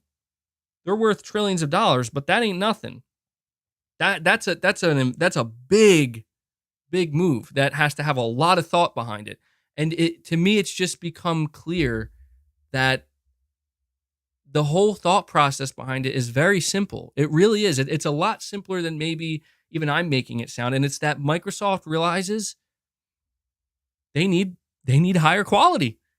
If you're gonna get people to subscribe to Game Pass, you're gonna need higher quality games and more of them. And You know who I think put it best? Again, Microsoft's president, that being Brad Smith. I'm going to read you a direct quote. This is what he said. Okay, this is what he said. I got to bring it up here. Microsoft's president says, to get subscribers to Xbox Game Pass, Microsoft needs a full library of popular games, and as things stand, we simply don't have enough. That's where the acquisition comes in. Activision Blizzard comes with popular mobile, PC, and console games, including Candy Crush, World of Warcraft, and Call of Duty. Now, I said that to me, there is no better sign. You will not find a more clear sign that Microsoft is struggling to grow Game Pass at the rate that they want it to than that quote right there. And people will argue, no, this is just Microsoft saying what they have to. Maybe that's true. And if that's true, then it makes Microsoft look a hell of a lot worse, because then what you're basically saying there is that Microsoft is actually trying to just basically override the competition. Because you have to understand that right now Microsoft is hinging on one side or the other. It's either you need Activision Blizzard for your business to succeed, or you want Activision Blizzard for your business to dominate. Which is it? Because there's a difference. There's a big difference. And if what Brad Smith is saying is true, assuming what he's saying is true, we don't know whether or not we can believe him. That's a clear sign that Game Pass, dude, turns out you can't just buy a bunch of studios, not put out games, and expect people to subscribe to your service. It's just insanity to me, man. It's just so insane to me that I guess it's not that crazy. Maybe it seems crazy to me because I am in a bit of an echo chamber, but I realize that Game Pass is for, it is the ultimate appeal to casuals. It is. And I'm not, not just casuals, but I mean, really, that's what it's about, man. It really is for people who are like, I ain't paying $70 for anything. It's like, well, I get it. $70 is a lot of money for a game, but look at the game and what it's offering. And my big fear with all of this, truly, like people wondering, dude, why do you care so much? My big fear, I'm telling you guys right now, this is an inflection point between Microsoft and Sony and their business models. We've been talking about it for years. And, back when Microsoft created Xbox Game Pass, in 2017? I understand that, Titus Crow. You're saying, MEG, a lot of people can't pay $70 for anything. And I understand that. And that's why I'm not saying, like, I don't blame anybody for wanting a better deal. I'm speaking about this from a not casual point of view, from a very passionate, hardcore gamer who's been gaming my whole life. And for me, gaming is a priority. I get that. And I'm not trying to impose who I am as a person and how I feel about gaming onto anybody else. I'm just basically speaking based on my point of view, because I assume that there may be quite a few other people who feel the same way about gaming that I do. And we'll see at the end of the day how strong that really is. But I guess what I'm trying to say, and I'm going to say this, I'm going to read these super chats, is that this is a major inflection point between the war that Microsoft started with Sony in 2017. I'm pretty sure 2017 is when Game Pass was created. It didn't seem like it at the time, but Microsoft decided they were going to go to war with Sony. And I remember when we talked about it many times before, where Phil Spencer said that he had to talk to Microsoft CEO Satya Nadella, and he said, Phil, I need you to tell me why we shouldn't get rid of Xbox. And Phil had to come up with a plan. Phil had to think, how do I save Xbox? And he came up with a plan that it was going to take many years to see it through, but it was a plan that if it succeeds, Microsoft will be the leader and they will be the dominant player. And that plan starts with Game Pass. That plan starts with, the business model that's been pretty much the backbone of the gaming industry since its inception. We're going to erase that and we're going to replace it with a new business model. And when Sony caught wind of that, suddenly Sony's business is under threat, potentially. I mean, I was there, man. A lot of people laughed off Game Pass. A lot of people were like, Game Pass ain't going to succeed. Microsoft ain't going to be the Netflix of gaming. And it did seem like maybe in like 2018 and 2019, Microsoft was maybe struggling to make Game Pass really the big thing that they said they were going to make it. And then boom, just like that, something flipped where they're like, you know what? We know how we're going to make Game Pass undeniable. It's not the 5 studios we bought in 2018. Nope, not the 5 studios we bought in 2018. Now it's ZeniMax Media. And we're not going to stop there. We're going to go for Activision Blizzard. And Microsoft even said themselves that they're not going to stop with Activision Blizzard. They want to make Game Pass the ultimate gaming subscription that simply can, if you are a gamer, you cannot deny it. And what does that sound like to you?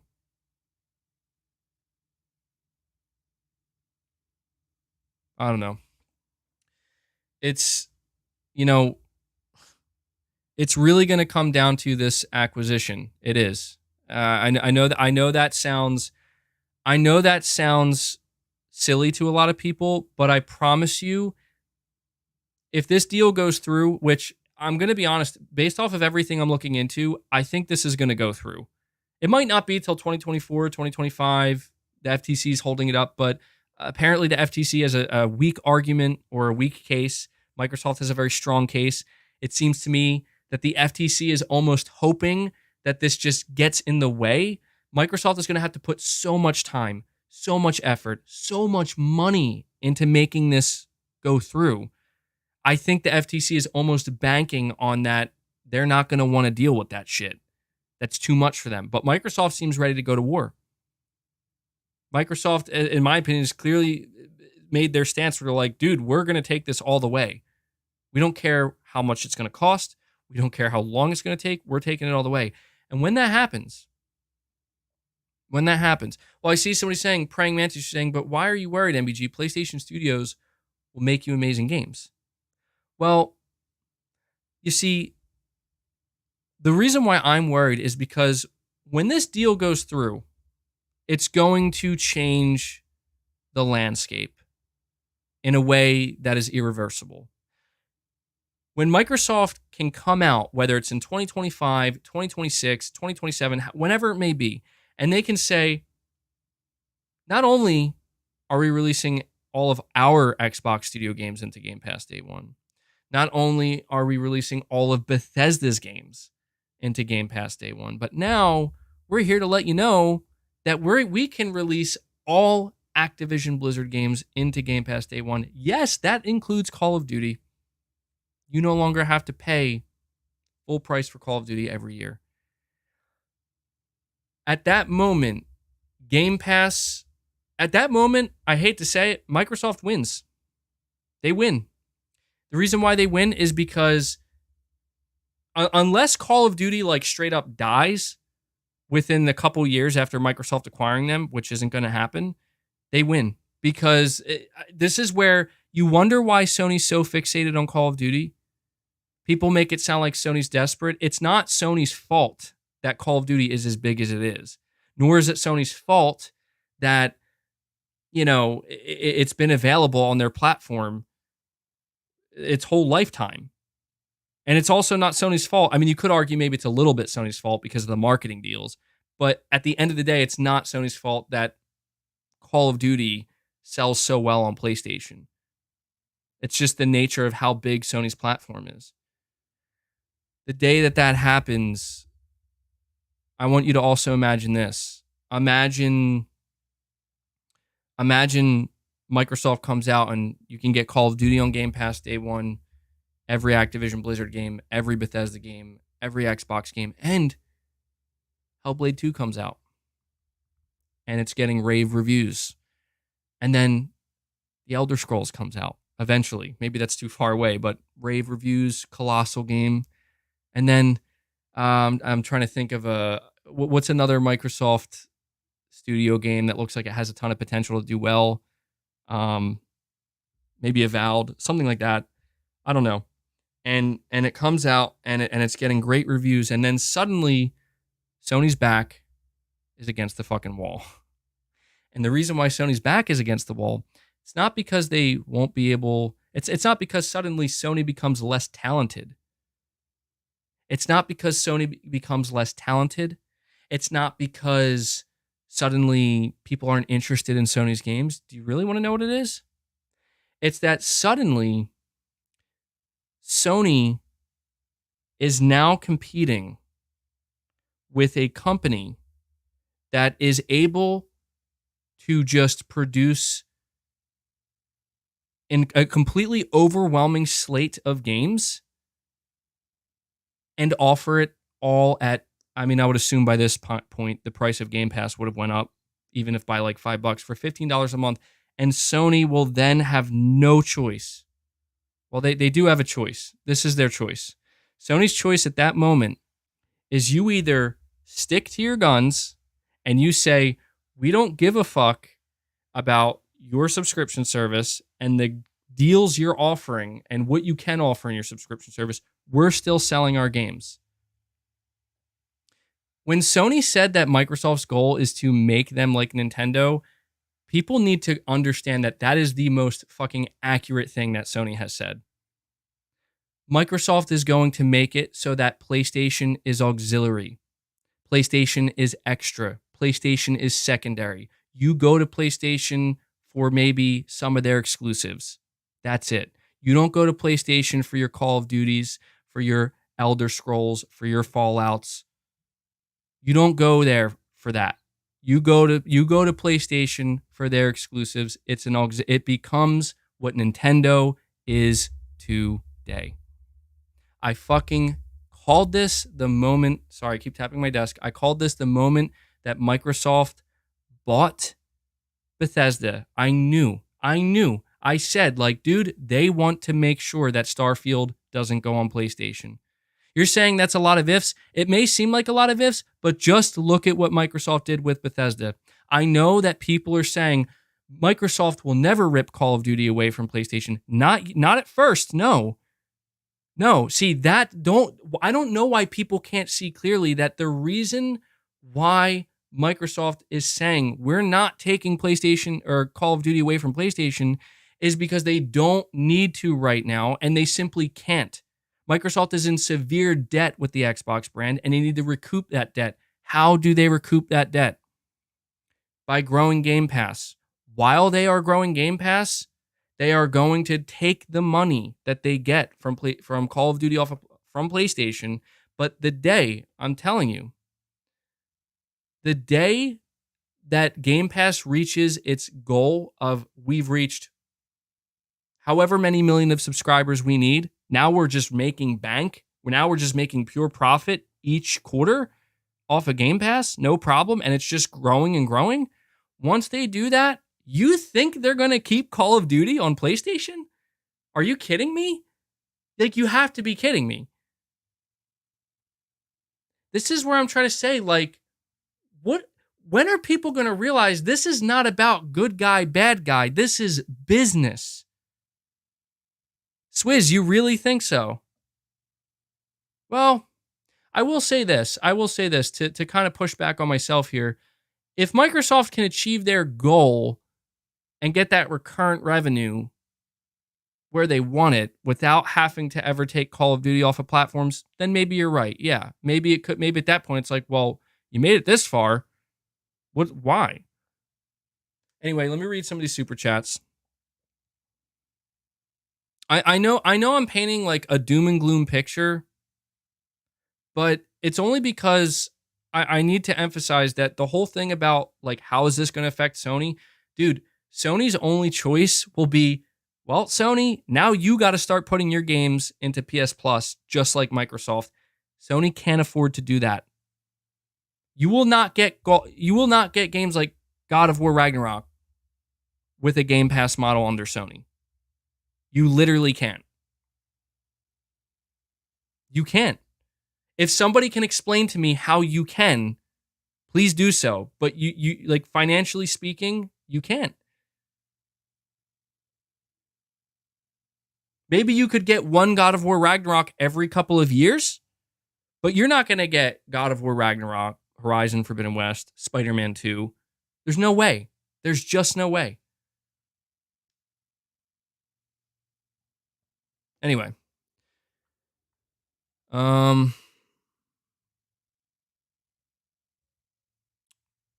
Streak 320. You're saying if the deal gets blocked, who do you think buys Activision Blizzard? I don't think anybody would be able to. First of all, I don't think the deal is going to get blocked. Second of all, if it were to get blocked, I don't think anybody could just come in and buy them at that point. I think, if anything, companies would be very scared to try to buy anybody. Because if Microsoft were to get this blocked, it's going to make a big example out of it's going to send a message across all tech industries or all industries that you can't just do what you want. You can't just come buy shit. And it's going to make every business second guess whether it's worth trying to do so. So, but again, I don't think it's going to get blocked. Subtext, you're saying Xbox keeps undercutting Sony and failing.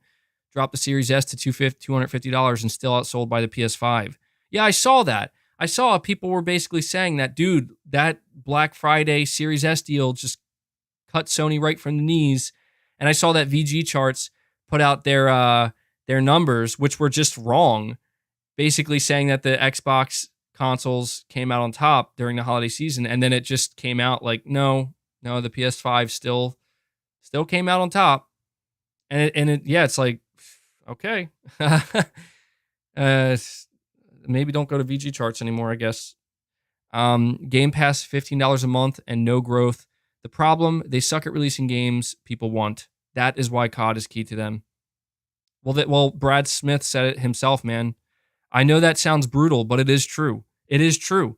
Microsoft has failed to develop premium video games that people want, that a lot of people want. And I think it's sad because, people always think that I want to see Xbox die or some shit. It's like, go back, man. I know you won't, and I don't blame you, because why would you? But believe me when I tell you, and those who've been following me for a long time, you'll know that I've always just ever been an advocate for Microsoft getting their shit together, for Xbox getting their shit together, and basically bringing it to Sony. That's all I've ever, and this is why it is frustrating to see people say like, oh, what, now you're upset because Microsoft is competing? Like, they're not fucking competing, dude. Like, whatever your definition of competition is, it's a pretty sad definition, It's a pretty sad definition where it's like, well, the way they're competing is they're outspending Sony. Like, okay, they're buying stuff that already exists and adding it to their arsenal. Like, that's not what I meant.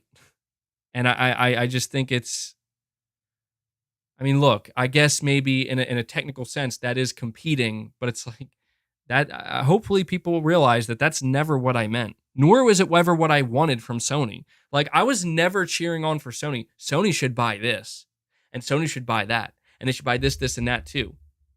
I've said Sony should buy things where it makes sense. And I think a lot of people don't want to hear this, but it is absolutely true. Do you remember in 2018 when Microsoft bought those 5 studios? At E3, they made the big announcement. We bought Undead Labs. We bought Ninja Theory. I said wow, that's really good. They needed that. That's a huge commitment from Xbox. And they just really buffed their studios up. Granted, it was a lot at once, but the studios, I think, made sense for Xbox. And I thought that was a good thing. And then they bought Bethesda. And I kind of was like, oh, that seems like a lot at one time, maybe too much. But even then, I was like, okay, I guess if Xbox really needs all of Bethesda's IPs as well, just to compete, okay, and then it's like, and then after that, now it's Activision Blizzard, and it's like, it's become clear that, dude, you're not buying this shit to compete. You're not buying this shit to compete because, dude, buying those 5 studios alone should have been enough for Microsoft to compete because they doubled the amount of studios they had. Anybody who wants to try to tell me that after Microsoft bought Bethesda, that still wasn't enough for them to, as Microsoft themselves says, compete, I think you're just lying to yourself. I think you're just absolutely lying to yourself.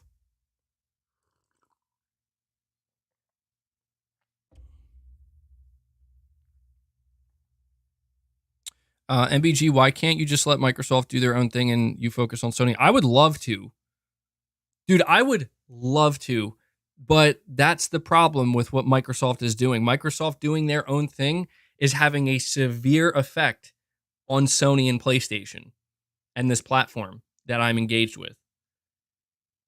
Believe me, I would love nothing more than to just like I wish, dude, I wish that Microsoft wasn't buying publishers and instead they were just buying independent studios. You know, if they buy an independent studio here, independent studio there, that's how they're growing. I would not be sitting here shitting on Microsoft being like, I can't believe they bought this. I actually was cheering them on when they were buying studios that made sense, that really seemed like it was going to help the studio and help Microsoft.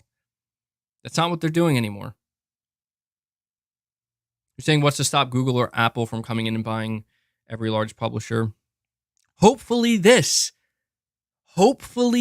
That's the thing here. I know people don't want to hear this, but if Microsoft were to get this deal blocked, and no one's coming in to buy anybody for a long time anyway, like at that point, the FTC is the regulatory bodies are putting their foot down, and they're not just going to let big, massive corporate entities throw their money around. They're not. And in my opinion, that to me is what we as the gamers and as the consumers need to be advocating for. This is what drives me nuts about all of this shit, is that anybody who is for Microsoft right now is for consolidation, and you need to stop. You don't want that. I understand that people are saying like, well, who cares? Let them do what they want.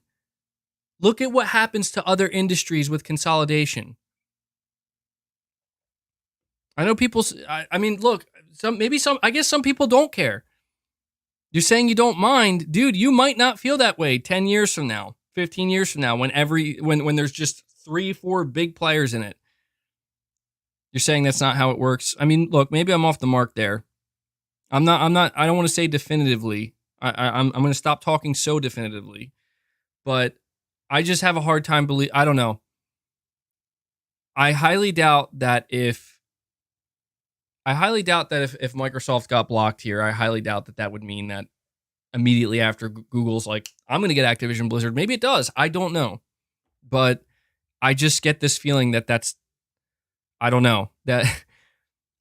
And at that point though, I don't know, man, maybe it all comes down to whether or not Microsoft can get Game Pass to seem like a success, because the minute Game Pass really seems like, holy shit. Like the minute Game Pass gets to a point where it's like, this is the future, then every other big company is going to get in on it. And I don't know. I don't know if Sony could compete with that. I mean, I don't think they can. But I just don't see how taking all of these independent publishers, all of these independent developers, and just funneling them in to a few, overseers, how is that a good thing? Like, how is that a good thing? I don't see anything good that can come from that. If anything, it's that right there is what's to blame for the lack of creativity, the lack of innovation, and just the same shit being churned out over and over and over again. Just the cookie cutter formula. Because it all goes through one funnel.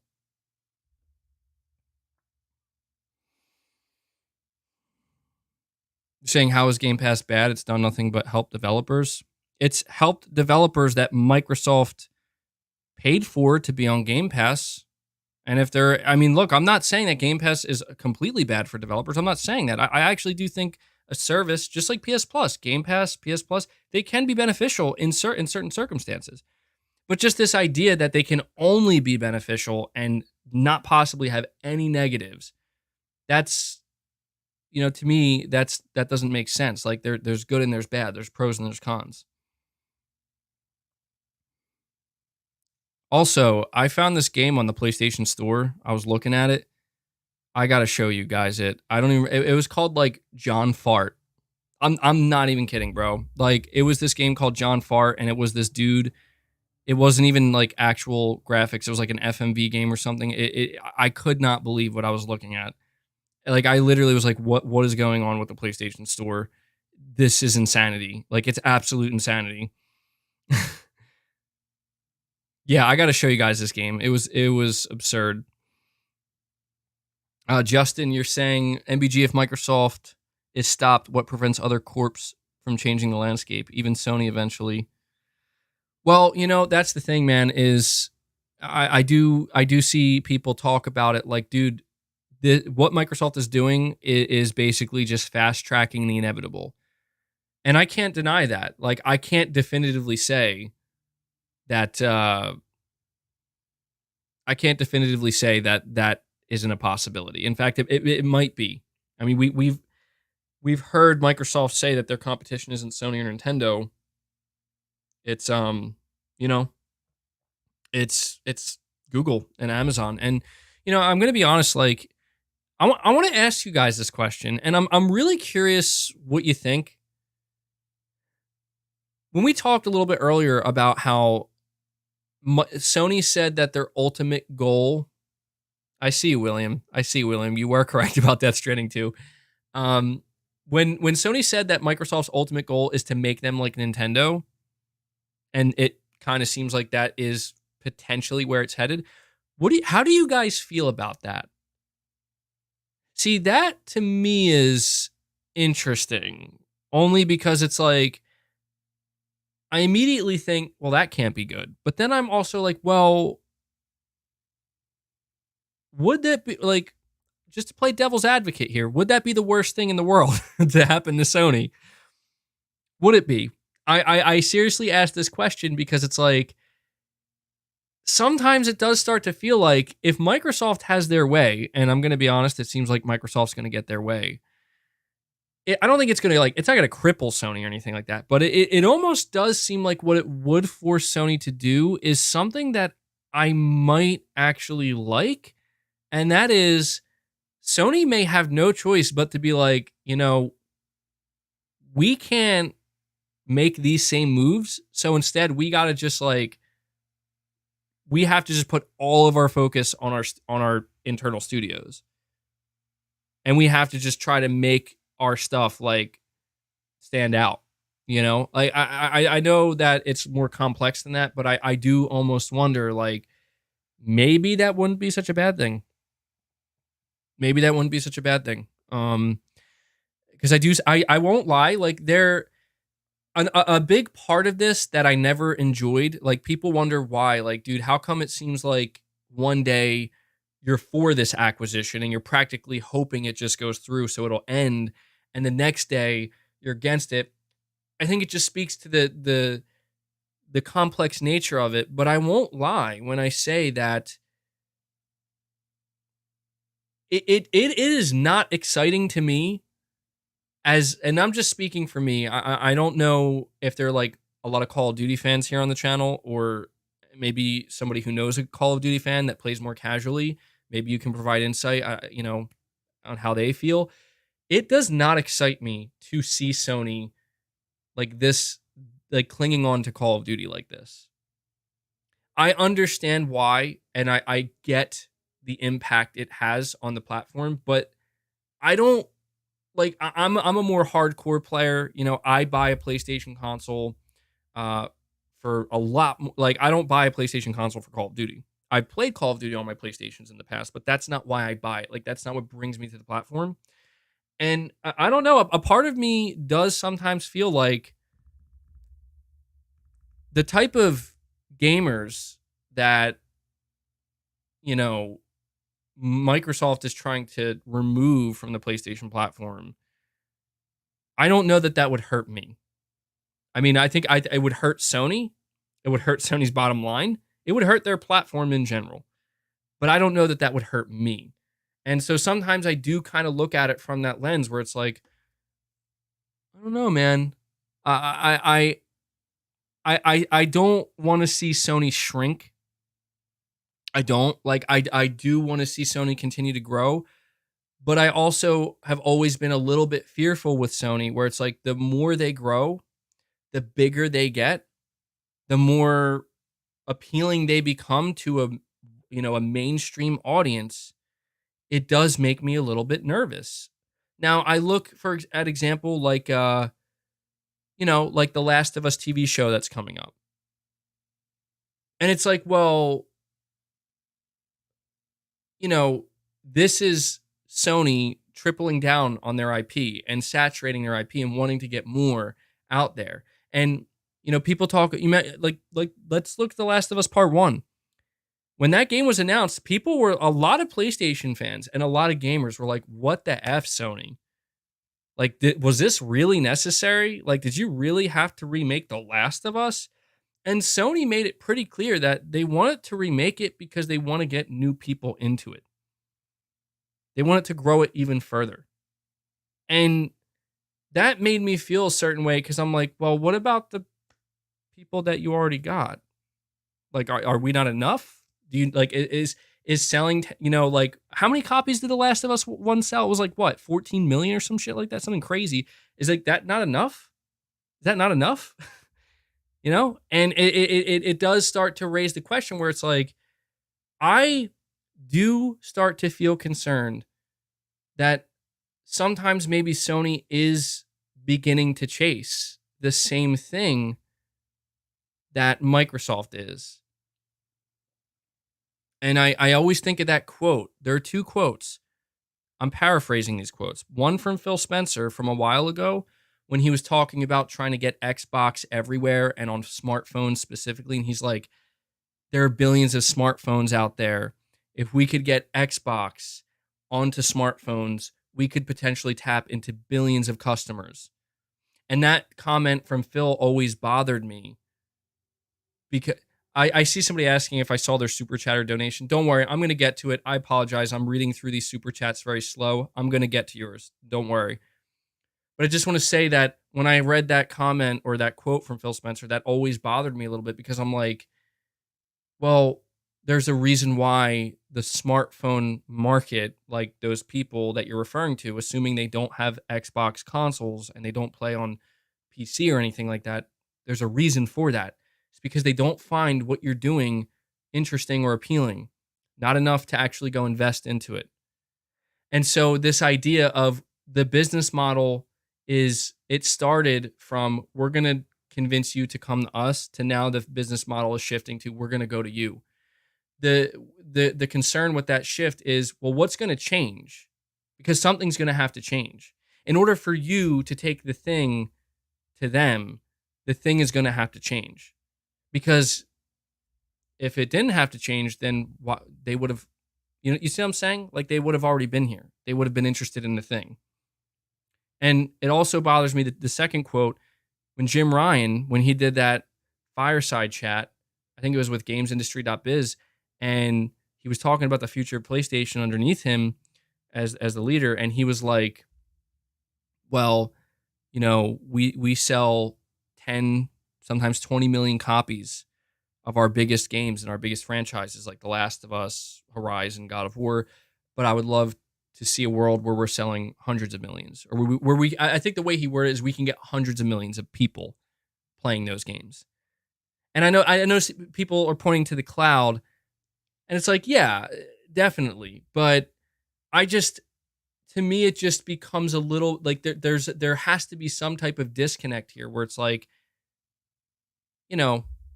what's the reason for Sony to sell God of War Ragnarok at $70? What's the reason for them to put it behind a console and tell people you got to buy this console to play this game? What is the reason for the console market is the question I'm asking. Saying greed?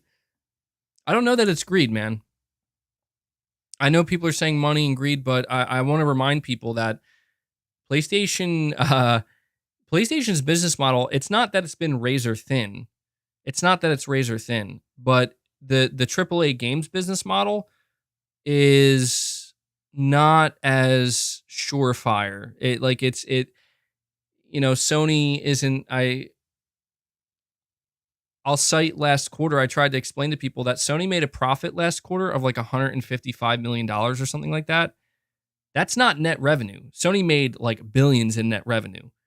And I think people get confused because they're like, look, Sony's making billions of dollars. It's like, dude, they made only $155 million in profit. There are movies made that are more expensive than that.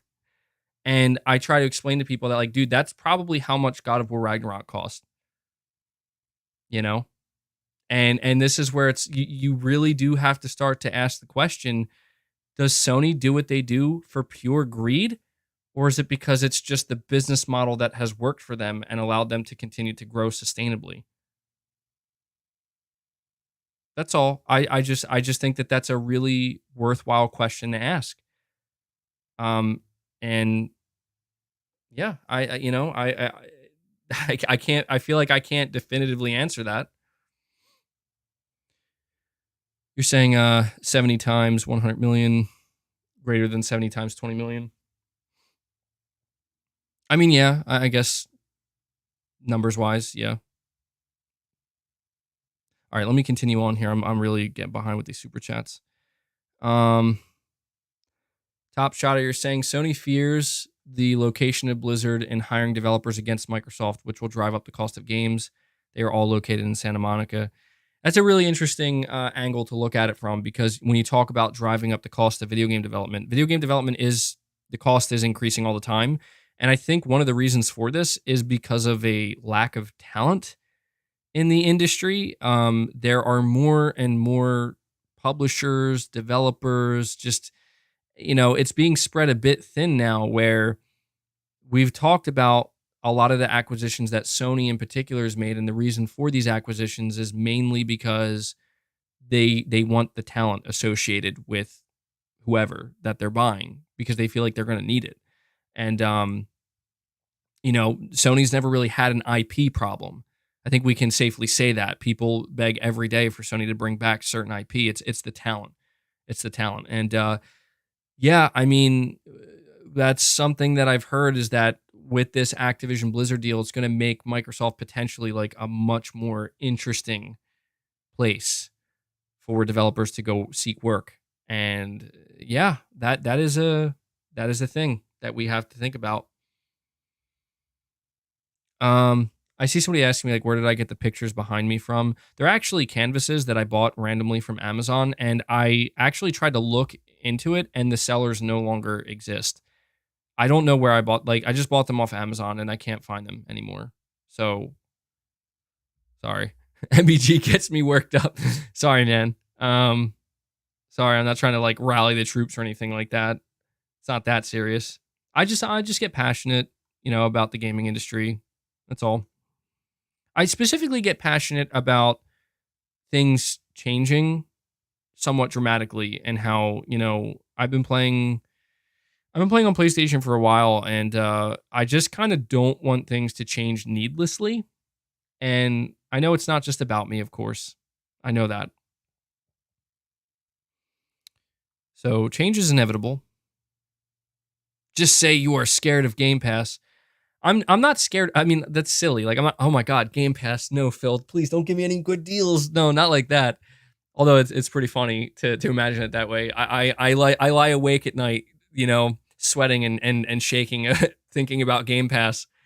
I mean, with the way I talk here, you would think I do, right? Dude, that's funny shit. Dude, I gotta admit, I love some of these memes. I know the console wars are cringe and whatnot, and they're ridiculous, but some of the memes that people come up with are golden. Like, they are pretty damn funny. They are pretty damn funny. I can't help but laugh.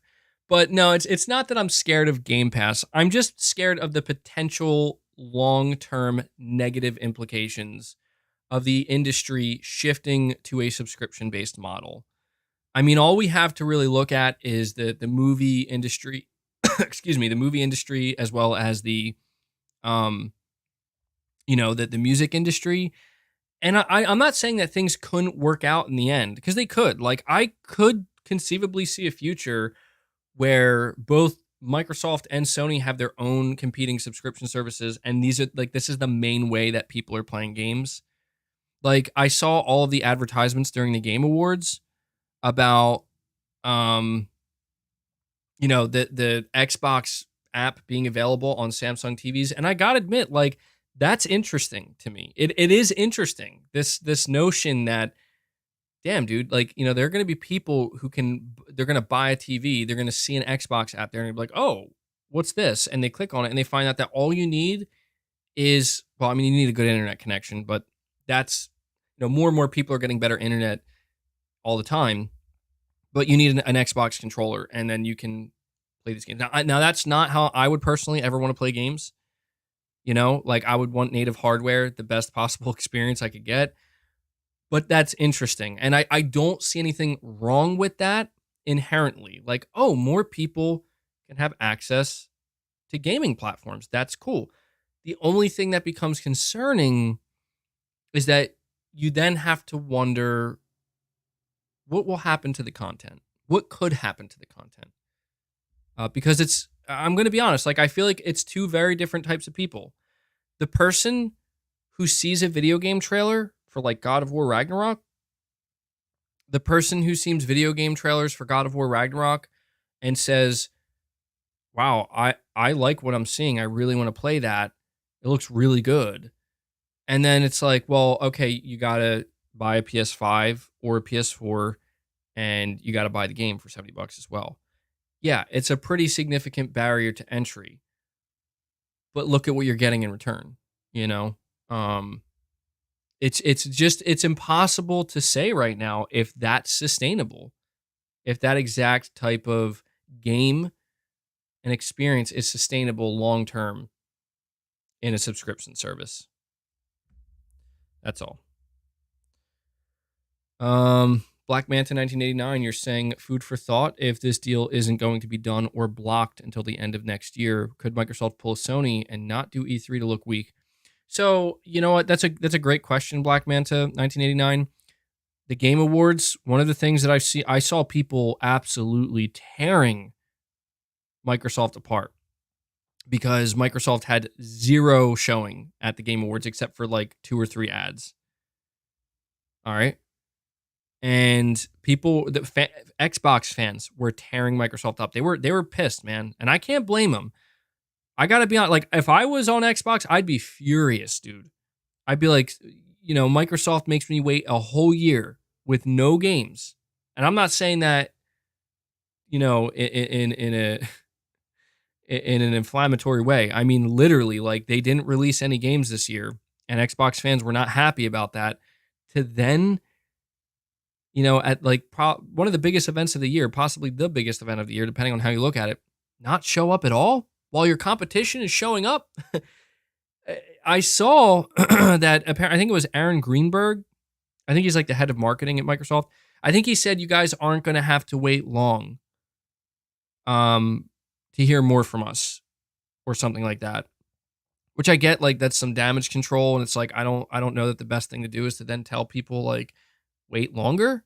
I don't know that looks good. But then I saw that, I think it was on the Leaks and Rumors Reddit or something like that. I heard that apparently there's some rumblings that Microsoft may be preparing some type of really early showcase next year in Q1 of next year. A smaller one, kind of like similar to their XO events, to focus on some of their upcoming games. I mean, I think that would, I think, go a long way for Microsoft right now. I think that they would need that, and I think it would help. I'm kind of shocked that Microsoft hasn't kind of copied Sony a little bit with the state of plays and trying to do like a state of play for their big games and whatnot. But yeah, dude, I want to say that when it comes to this idea that Microsoft and Sony are going to make themselves look weak because they're afraid that, anything they announce or anything they do is going to negatively impact their case and the points that they're trying to make. Something that I looked a little bit deeper into is, and assuming that what I looked into is correct, based off of my understanding, these regulatory bodies have access to pretty much anything they need from Microsoft and from Sony, especially now that it's, really getting very serious. So they can't hide anything. And if if a regulatory body wants to basically pry into Microsoft or pry into Sony and say, we want to know, like, we want a list of all your studios and we want a list of all the things they're working on. Um, that's something that these regulatory bodies have access to. And I don't know if it was always the case or if it was like just recently the case. I'm not sure, but that's my understanding. And it's also my understanding that neither Microsoft nor Sony can lie to these regulatory bodies. I mean, I guess maybe if they really wanted to, they could, but that could cause some serious problems for them in the future. So what I mean by that is it's not like Sony could be like, okay, we're going to give them a list of all these games that are in development, but we're just not going to say whether or not they're exclusive. And then if they ask if they're exclusive, they can't just turn and be like, no, they're not exclusive. They can't do that. So I'm actually a lot less worried going into 2023 for both Sony and Microsoft. A question I did have, and I don't know the answer to this. I mean, I'm going to be honest, I don't know the answer to any of these questions definitively, but something I really don't know the answer to that I'd be curious to get somebody's take on that, maybe is better informed with these types of things. I really wonder if now that the FTC is suing Microsoft and this is being taken to court and this is clearly going to be dragged out a lot longer, I wonder if this is shifting Sony's opinion, not opinion, but how they're going to behave, because we were told by a source that it's hard to know if they were true, if they were accurate or not, but it seemed like they were because of what happened that week, that Sony was planning a showcase in September and then they just kind of canceled it. And instead they decided to just, let Konami show off Silent Hill 2. And then we got that Final Fantasy 16 trailer, stuff that just kind of seemed like definitely seemed like stuff that would show up in a showcase. And we were just told that apparently it was canceled last minute because of the ongoing Activision Blizzard thing. I do now wonder, since it's been taken to another level, it's gonna be taken to court potentially and whatnot. I wonder if this means Sony's kind of like checked out now, where it's like, well, we did our job here, like we just made a nightmare scenario for, potentially we helped create a nightmare scenario for Microsoft, so we did our job.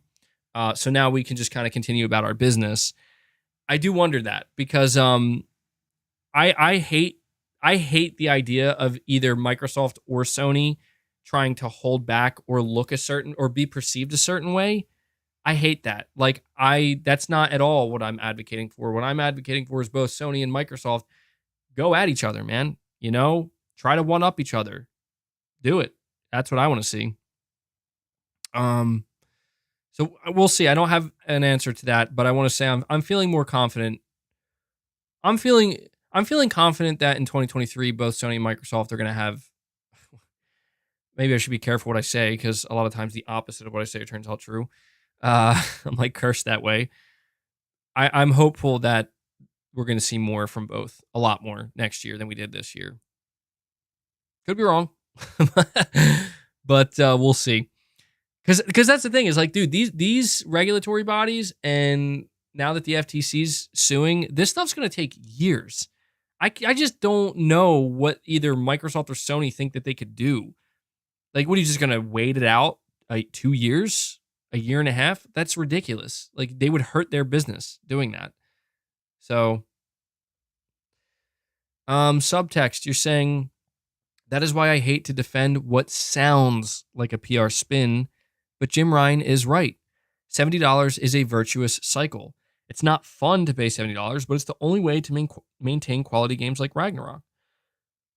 That's what kind of frustrates me a little bit too, man, because I remember reading about that, and a lot of people were saying like, "Oh, you defended Sony's $70 increase." It's like, dude, it's not that I defended it. It's that I tried to let people know that if Sony is saying that we need to up the price here of our AAA games to maintain a virtuous cycle, I think people don't understand what a virtuous cycle is, Basically, what he's saying is it's a win-win. We can keep making the games on the quality level that you, the customer, expect and have clearly shown you're willing to support, and we can continue to make money off of it. And people automatically assume that, oh, well, you're making money off of it, you greedy slime ball. Like, yeah, they're making money off of it. Like, how do you think Sony's able to maintain their growth and run their business? How much money exactly do you think they're making off of it? You know? It's also worth noting that people, I think, are also failing to see that Sony has been continually reinvesting the money that they've been making. So is Microsoft. It's not just Sony. Microsoft's doing it too, but they're reinvesting. I'm specifically talking about Sony here in studios, bringing them on that make sense, second party deals, third party deals, the greenlighting of new IP, as well as some now live service and multiplayer games. Granted, you may not want those live service or multiplayer games, but it's an investment nonetheless. And I'm pointing that out because that's not coming at the expense of the single player games. So, I think that people, I just don't understand why people are so quick to assume that it's all just total BS from both Sony and Microsoft. For example, what Microsoft is saying, I think, is absolutely true. Like, Microsoft is saying, like, oh, the scale and complexity of our games. And I think that this is Microsoft's way of also trying to give the implication or imply that going forward in 2023, because you know how it is, guys, 2023 is supposed to be the big year for Xbox, their big comeback, I think what it comes down to is it's them trying to make make it so their games are perceived as higher quality, right? Like, you see a higher price tag, you assume it has to be, there's a reason, and it's because the quality is being upped.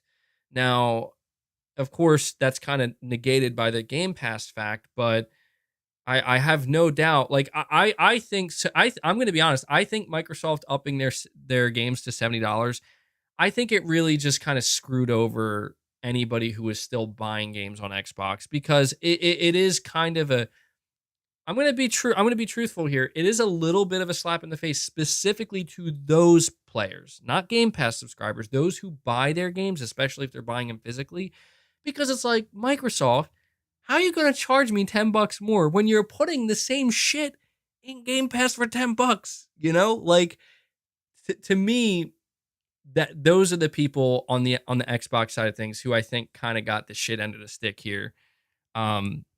Because it's just so weird, right? Like, it doesn't make sense, where it's like, wait, you're increasing your games by $10 to $70, but you're putting them onto a $10 subscription service.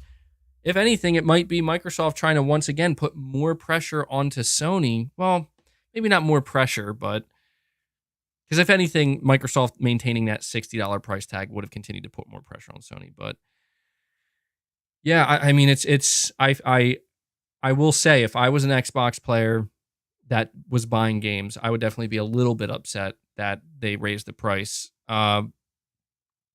And that's why that's why at the beginning of this podcast, man, I was kind of ripping into Forespoken a little bit, where I'm like, dude, Forespoken, based off of what I played, does not seem like a $70 game.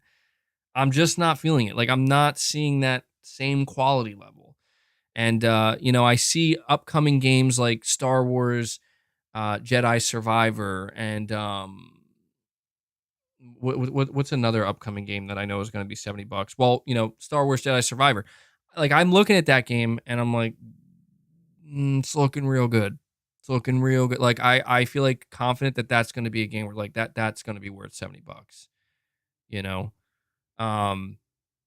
And I think RE4 is actually only going to be $60, which is kind of surprising.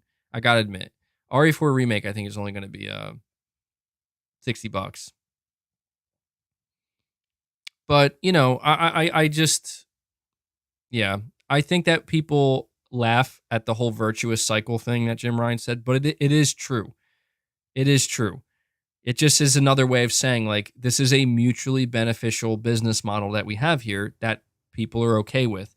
And I think Sony's biggest fear, and I think it's an absolutely valid fear, is that the further Microsoft pushes Game Pass, the more money Microsoft dumps into Game Pass, even if they're doing so at a loss. I think Microsoft's biggest concern, or Sony's biggest concern, is that Microsoft is going to start to make Sony's business model look not so virtuous. And Sony, I mean, guys, we've seen over the past 2 years how people react when Sony just gives it to you straight. When Sony says, "Yeah, we got to increase the price of our games $10." Yeah, we got to we got to increase the price of the PS5 to compensate for inflation and all that stuff. Dude, people rip Sony apart. They rip them apart, and people talk about them like they're the most greedy, vile company on the planet. And you just gotta imagine. I'm really trying to picture the day where Microsoft puts out a really, like, maybe it'll be Hellblade 2 that does it, a single player narrative driven game that people are like, yo, this is like similar quality to Sony single player games. And I'm getting it for $10. And then people are going to look at Sony and be like, yo, what's going on? Microsoft, and that's where Sony's going to have, Jim Ryan's going to have no choice but to be like, we can't fucking afford it, man. And no one's going to want to hear that. Like, it may be the truth, but it's the worst PR look in the world where it's like, we can't do that. It's funny. It is a little bit funny to imagine that, but I feel like that's what would happen. PlayStation Pete, you're saying Horizon Call of the Mountain, $60 for a 6-hour game. Yeah, I saw that, man. Also, apparently all PSVR 2 games are just digital. That, I don't know, man. I'm not digging that too much. To me, that's very disappointing. Because if I'm not mistaken, VR1 had physical games, did they not? So it is definitely disappointing to think that they are they're kind of going all digital now. But yeah, to me, everything about PSVR 2 screams expensive and niche. And I'm hoping I can be there day one. I am hoping I can be there day one. And I'm like, there are some games I'm actually really interested in. Horizon Call of the Mountain looks interesting. I know it's expensive for a short experience, but I guess a part of my brain is like, well, it's VR, so it's like I don't know what I'm expecting. Like I don't know that I'm expecting to pay $60 for a 15-hour experience. I don't know. I feel like it's something that I don't really have much expectation for. But that game Behemoth that was actually shown at the Game Awards looks amazing. That actually looks really, really cool. And I was a little bit disappointed because I saw when that game was announced that it was advertised with, I think, the Oculus. And I was like, damn, I guess it's an exclusive. But then I found out it's coming to PSVR 2. It's like, now that's a game that piques my interest. And there's also that one game After the Fall. It looks pretty fun. But there's still something about PSVR 2 that I'm a little bit skeptical on. And this might be where it's because it's like, it's looking like stuff's going to start to add up, right? It's going to start to add up. And I got to start to question myself, like, well, how much can I really continue, buy into certain things here? Like, at what rate can I do it? Because there's also, the thing is, in February and in March, there's a lot of games coming out that I want to play in general on PS5. And a lot of these games are AAA games, so I'm all about paying for the quality. I'm all about, look, if it seems worth it and it seems like it's worth the price for me, I have no problem. But I also have my limits, So what I'm really interested in is to see what else is coming down the line for PSVR 2. Because I know there's a lot more there. FPS Butter Golem, you're saying 2018 Obsidian, 2019 Ninja Theory, 2020 Bethesda, 2021 Activision Blizzard. Y'all see the pattern. Yeah, well, that's what I'm saying, man. Microsoft literally said themselves during the acquisition of Activision Blizzard that they're not done, and that's kind of crazy. Like it is really crazy to think that Microsoft is going to try to go for more than Activision Blizzard. And I feel like at that point you can't blame Sony for being scared. You can't, because I mean it's like, dude, when you're Sony, what, Sony's worth like $200 billion or something like that. If I'm not, I could be completely off, but I could have swore that's what I read. They're worth like $200 billion. You're going up against a competitor who's worth over $2 trillion. Like, you got to be scared when they're basically willing a 100 billion. Is that true? That's a pretty big difference. But you got to be kind of scared when suddenly the game isn't about who's more talented, who can make the better games, and the game suddenly turns into who can spend the most money. You got to be scared at that point, because I think what people also don't understand about Microsoft is that for the entire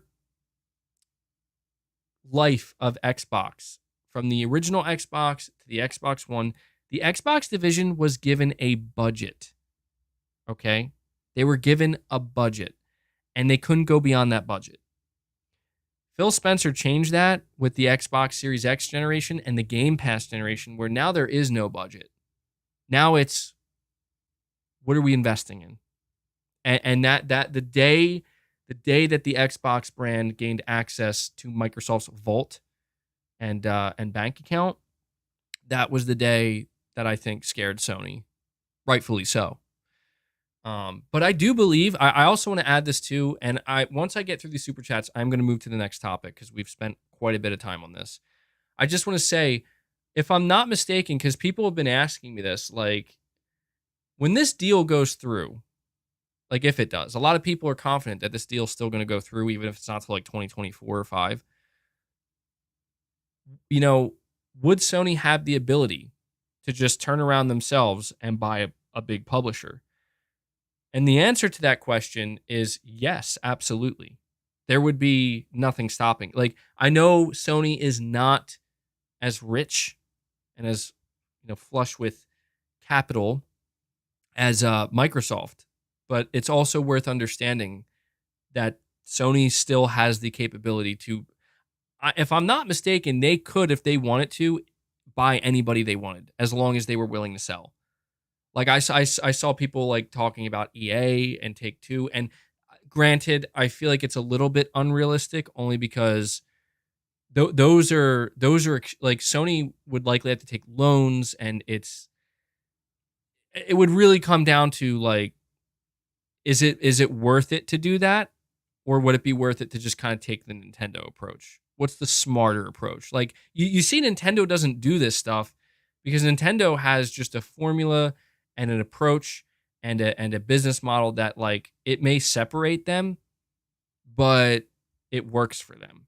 And they're not doing the same things as Microsoft or Sony, but they're still successful. And I think Sony at some point may have to start to ask the question, like, are we what's our future? Is our future to try to continue to grow more, like, to that level, and maybe invest in a massive publisher to help facilitate that?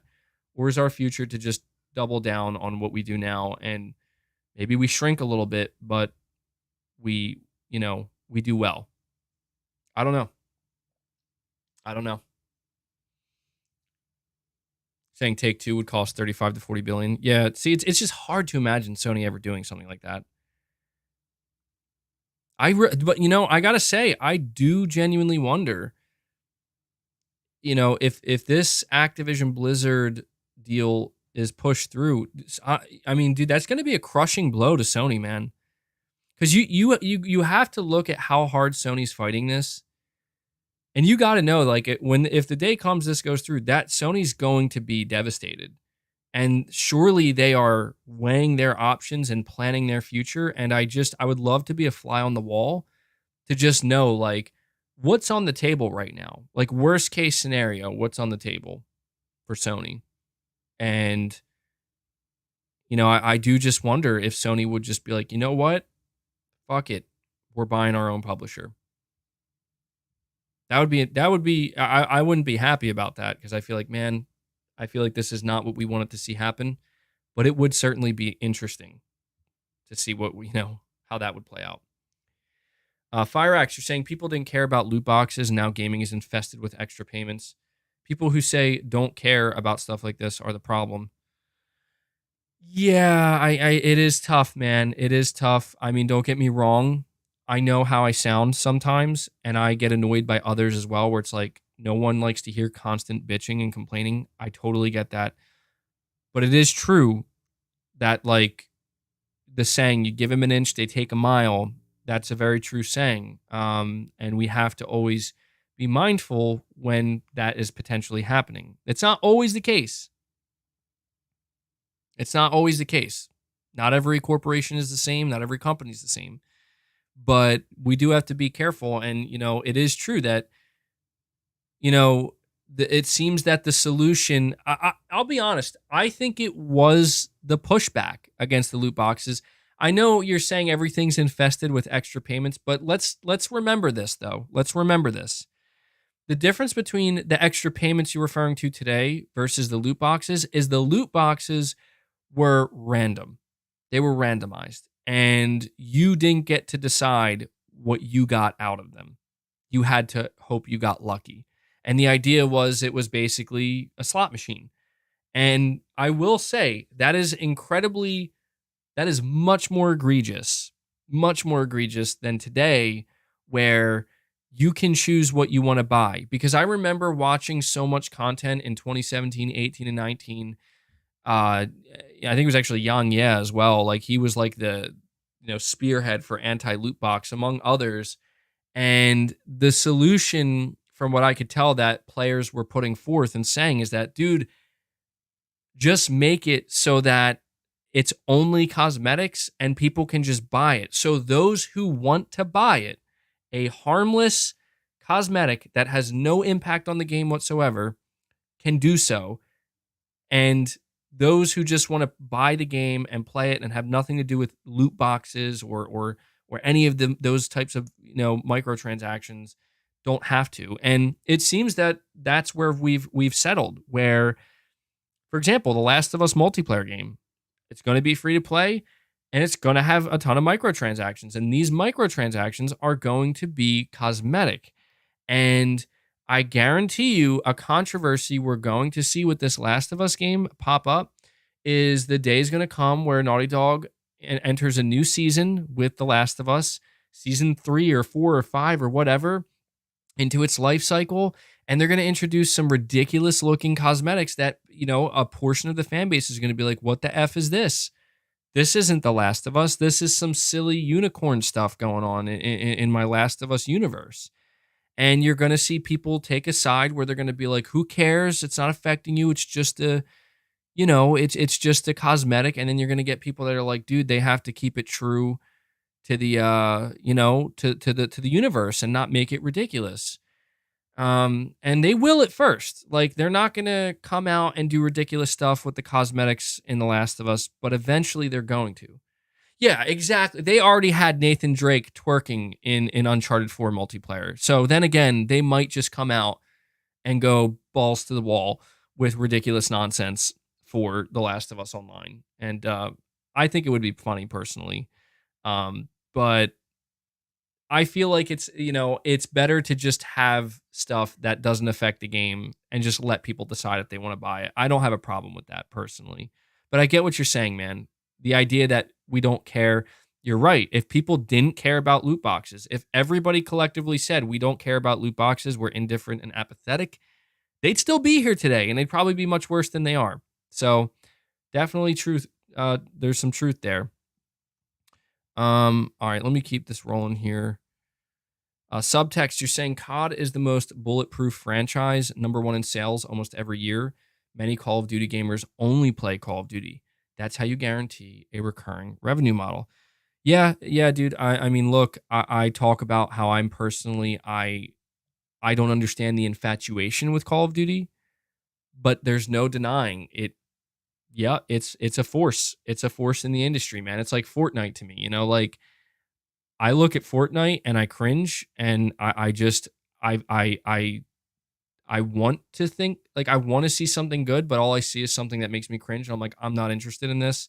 No offense to anybody who is. I'm just not. And then I see just how successful it is. And I'm like, geez, man, like, that's surprising to me. It's like, I can hate it. I can cringe at it. I can not understand it. But the fact remains that, dude, this is the game. This is like the #1 game, And it's like, oh, okay. Same thing with Call of Duty, man. It is a force, and that's why I feel like it's irresponsible of me as somebody who's trying to have a wider view of the gaming industry and a more rational view of it. I feel like it's irresponsible of me to downplay what Call of Duty is and the impact it has on the industry. You know. Zanarkand Blitzer, you're saying MBG, I think you need to turn on a light. The lighting in your room is dark. Yeah, you're probably right, man. I you know, I thought that it was brighter in here earlier. Give me a second.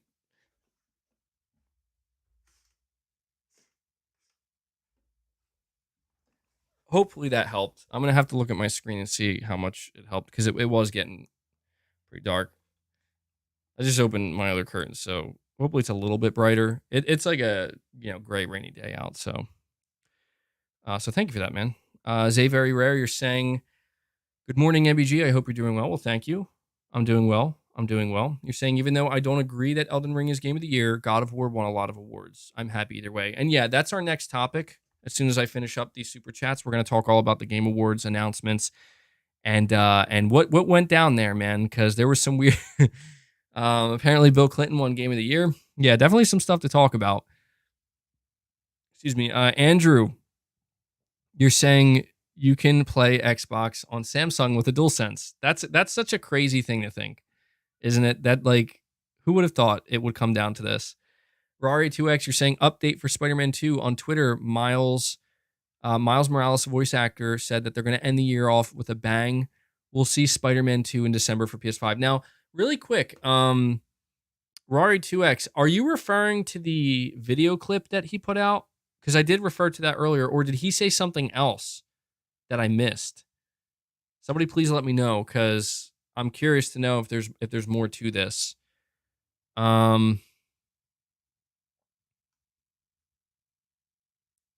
Let me see. Magnum Visuals, you're saying by the time Xbox shows games, video games will be played out, and Pogs and Marbles will be back. Yeah. Yeah. Everything's going to come totally full circle and come back to that, Magnum Visuals. Video games are just no longer going to be the thing. Imran Khan, thank you for the keep it up. Thank you for that, man. Appreciate the support. Magnum Visuals, again, you're saying the games Sony showed are games that are oozing out of the seams from their stockpile. At some point, they have to show second-party games to make room. Dude, that's the thing. Talking about the Game Awards, a lot of people were saying that this is like the biggest showing Sony's ever had at the Game Awards. And they showed a lot. And yes, they did. Yes, they did.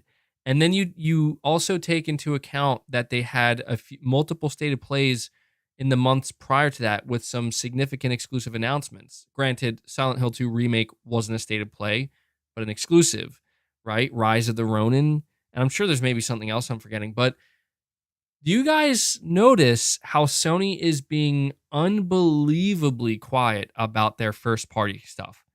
Like they are seemingly refusing to announce new first party games. And to me, this is I don't know what to make of it, because they are seemingly just totally relying on I mean, when I say refusing, I just mean, like, surely they have first party games they could announce, but they're just not yet.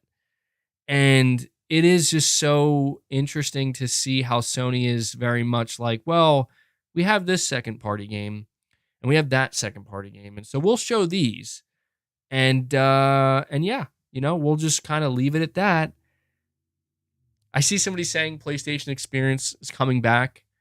Oh my god, dude, how awesome would that be? That's like a dream scenario where Sony's like, "Hey guys, PlayStation Experience is coming back December 15th. It'll be a live streamed event. Tune in." Could you just imagine? I mean, dude, that would be insanity, but there's no way. There's no way. See, now I can't talk like that, because I start to get myself excited. Like, yeah, maybe, just maybe. maybe there's a chance Sony will come out but it's like, nah, dude. Like it's just I'm saying that because any other time Sony's done PlayStation experience, because I get it. Like Sony didn't have a proper showcase this year. PlayStation experience in the past years has always been in December. But something that's worth noting is anytime PlayStation experience was announced, it was announced ahead of time. But then again, there was never a time where PlayStation experience occurred that wasn't in person. Like the reason why Sony announced PlayStation Experience so far in advance was because it was a fan event for people to fly out to book tickets, hotel rooms, and fly out. If they were to like bring back PlayStation Experience, or even if they just wanted to call it PlayStation Showcase, and at the like in the final couple weeks of December or like the middle of December, if it was a pre-recorded show, they could do that, man. It sounds insane, but I'm just saying, like, they could if they wanted. PSX in March. I do wonder, do you think Sony's ever going to do in-person events again? I'm really starting to think that they're just done doing in-person events. I think everything's going to be digital going forward.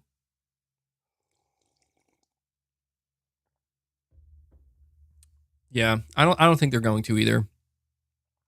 Bobby Means, you're saying, when do you think the price of the PS5 will lower? Not anytime soon, man. I'm going to be straight up and let you know that I don't think the price of the PS5 is going to lower for. If Sony's doing a PS5 Pro, it probably won't come out till like 2024 or 5, and then that's the only time I could see them lowering. No. I got to be honest. I don't think they're going to lower it. I just don't see Sony lowering it. But it depends on what you mean by lower the price, because what Sony is going to do apparently is they're going to announce a new streamlined PS5, and it's going to be a digital console. They're not going to have two separate SKUs anymore. They're going to have a digital only PS5, and that's the PS5 that you see on store shelves, and that will be sold. And then if you want, you buy a disc attachment with it. Now, I'm sure there will be bundles where it's like, here's a bundle for $500 where you get the new streamlined PS5 with the disc reader attachment. But I think they're mainly going to advertise and push the digital only PS5, and it's going to be $400. And so it might kind of, I don't want to say it's going to trick people, but I think it'll be perceived a certain way because people are like, oh, look, the PS5, it's only $400. It's like, well, actually, the PS5 has technically always been $400, but you have to buy it without a disc drive.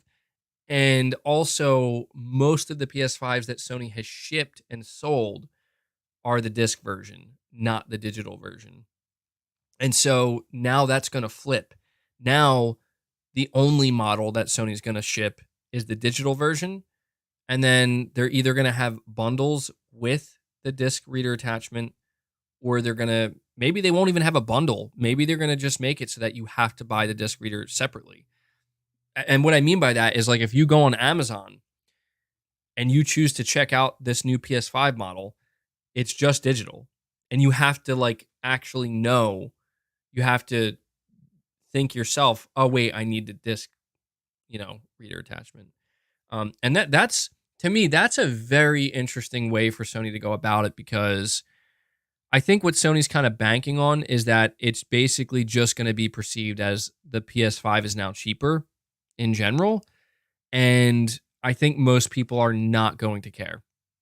Like, I think a lot of people are just going to walk into stores, or they're going to order online, and they're going to order a PS5 without a disc drive, and they're just not going to think about it. Like, they're not even going to realize that they're ordering a PS5 without a disc drive.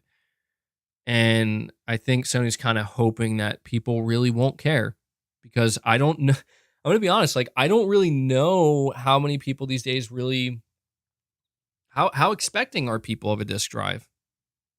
I don't know. Magnet Visuals, you're saying, what if Sony buys Focus Entertainment? That would be an interesting one. That would certainly be an interesting one. We'll see, though. I don't know who Sony's going to buy next. I mean, remember earlier this year, there were all these rumors that Sony was going to buy this publisher or that publisher, and just like nothing ever happened. That was crazy. It really seemed like, based off of everything that was being discussed, that Sony was getting ready to buy a publisher. And who knows? They could have had talks. They could have had talks, but it just never went through. So, all right, a couple of things I want to talk about. We're moving on to the Game Awards. Guys, do me a favor. Please hit that like button for me. Please hit the like button to help the podcast. So, the Game Awards 2022. Elden Ring. Elden Ring beats out God of War Ragnarok. And I got to say that I wasn't surprised. I wasn't. Now, I think some people were being a little bit rude, just a little bit, by basically making it sound like, of course, Elden Ring won. Or like, yeah, Elden Ring, the only true game of the year. Like, come on now. Come on. I get it. I agree that Elden Ring deserved game of the year, but I think when people say that, I think they're downplaying God of War Ragnarok a little bit. A little bit. Sewell, you're saying Xenoblade 3 not getting a single award. Me, if we have truly lost, I'll have to redo it all. Watch me rewind our clocks to the start. Yeah, dude, there were some games that seemingly deserved some awards and didn't get any, like Xenoblade 3, but also I saw people pointing out Sifu. Yeah, I mean, that was crazy to me. But somebody's saying what topic are you on? You should post it on Screen Image. Yeah, maybe I'll do that in the future. Right now we're talking about the Game Awards and a lot of the big announcements that Sony had. So let's talk about it, man. First off, I think it's fine that Elden Ring won Game of the Year. I think people get a little too heated with these conversations. I think at the end of the day, you guys got to realize, like, the only game of the year that matters is your personal game of the year. Like, God of War Ragnarok is not going to be any better or any worse of a game, whether it wins Game of the Year. Same with Elden Ring. Same with any of these other games. But it is worth noting. Hold on. Sir Speaks a Lot coming in here screaming, saying, MBG is not with us, then he is against us. He has betrayed our love. We must not only destroy his house, we must teach his cats to fight on sight. Well, it seems like Sir Speaks a Lot has completely lost it. I'm just gonna assume that he just got done working out or something like that, and is like, you know what, I'm gonna super chat MBG here. But yeah, Sir Speaks a Lot just coming in swinging. Anyway, I think people need to just kind of chill out and calm down a little bit. With, like, oh, my game's better than yours. Like, look, it's worth noting that both Santa Monica Studio and From Software congratulated each other after the Game Awards. Total class. Like, that's how it's done. That's how it's done. And I think that's how everybody should be treating this, where it's like, I don't think Eric Williams, I don't think anybody at Sony Santa Monica is upset that they were beat by Elden Ring. If anything, it's like, wow, if there was ever a game to take it over God of War Ragnarok, yeah, Elden Ring should be that game. If there was ever going to be a game to take it over Elden Ring, it should, a game like Ragnarok, I think it's honorable. It is. So, but I gotta say real quick too. I'm not to bring too much more attention to the Reformed Orthodox Rabbi Bill Clinton guy or kid. But I saw, dude, the Game Awards went from a battle of it's either going to be Elden Ring or God of War Ragnarok that's going to win. And it went from that to it's a battle of people they're fighting over who we should be giving our attention to, the flute guy or the Reformed Orthodox Rabbi Bill Clinton guy. And it is the funniest thing I think I've ever seen on the internet, where I saw that the flute guy actually posted out a video on Twitter, basically saying, like, here I am, guys, like, thank you for all your support. And it, I gotta say, after looking at both, the Reformed Orthodox Rabbi kid, it was good. Like, it was a good play. I gotta say, though, not to be that person, but you gotta admit, that's a little scary. You know, like, isn't it just a little bit scary that this dude just walked up there with a long coat, hands in pocket, and was standing behind Miyazaki and From Software? And I'm just saying, like, I'm so glad that it was just a dude looking to troll and try to do something funny. But if that could have been a different type of person, and it could have been fucking bad, dude. And that's why I think if any, people were probably wondering, like, what, yeah, Jeff Keighley was probably furious, man, because that could have been a dangerous situation. And I will say, though, one of the funniest memes I've seen is the picture of Miyazaki standing behind the kid as he's talking, and Miyazaki, the way he's holding his award, it almost looks like he could potentially be getting ready to, like, knock this kid out with the award. And I was like laughing at the memes that people were coming out with, were like, Miyazaki's two-handing the award. And I'm like, oh my god, it's absolute gold, man. It's absolute gold. But yeah, I mean, it's like, I think if there's anything that we can say for certain about the Game Awards next year, is Jeff Keighley will absolutely be upping the security. Because, I mean, let's face it, man, like, everybody there was lucky. You know what I mean? As you know, you hear about these insane tragedies that happen at places, and how, like, that stuff just happens. And I think we just, like, kind of witnessed firsthand, like, how, yeah, like, turns out a lot of times people can just kind of walk right in. And again, I think we're just lucky that it was just a kid who was looking to gain some clout, I guess, and become a meme.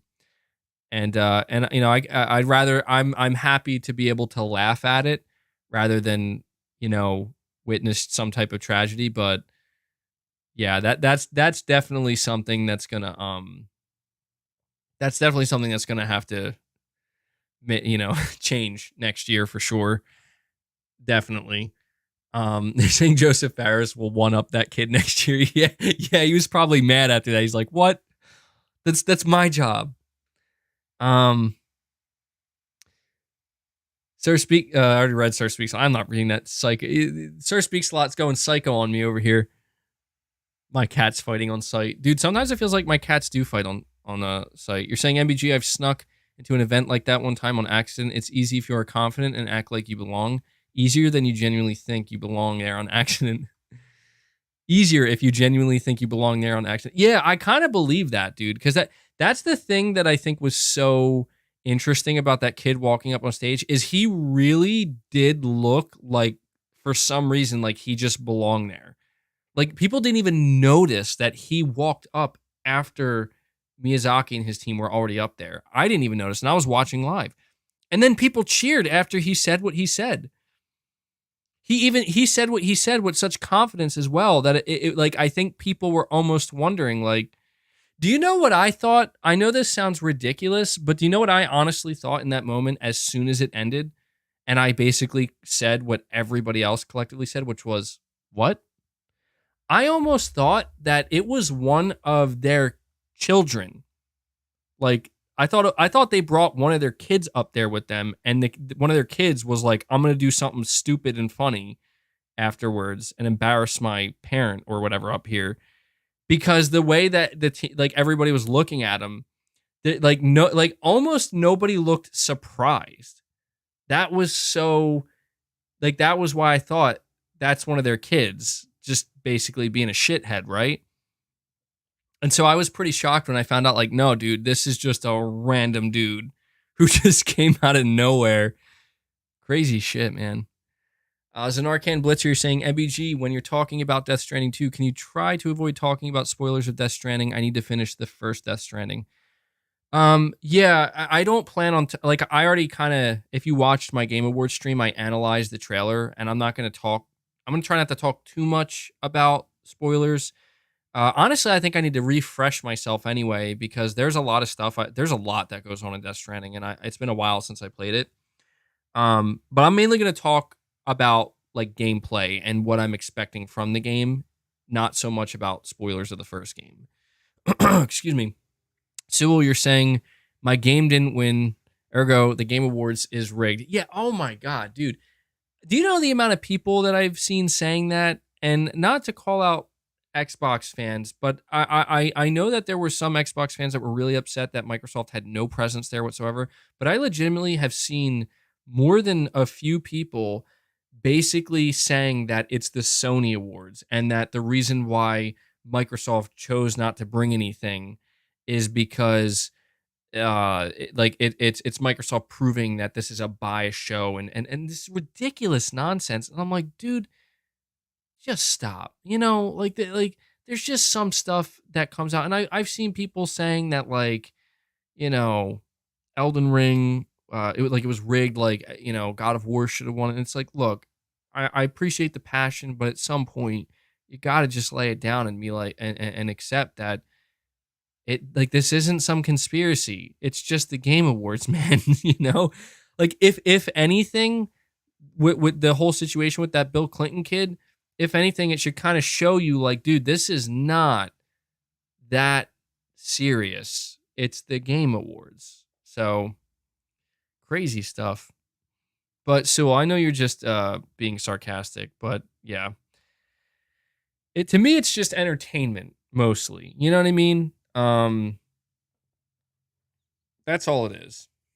And I think more people need to kind of view it as that. Okay, Kapapa, you're saying, I think Elden Ring was a good choice so that independent studios can keep up. I have not played it. Maybe one day. Yeah, it seemed like Miyazaki was teasing more for Elden Ring. They did just do the Coliseum update.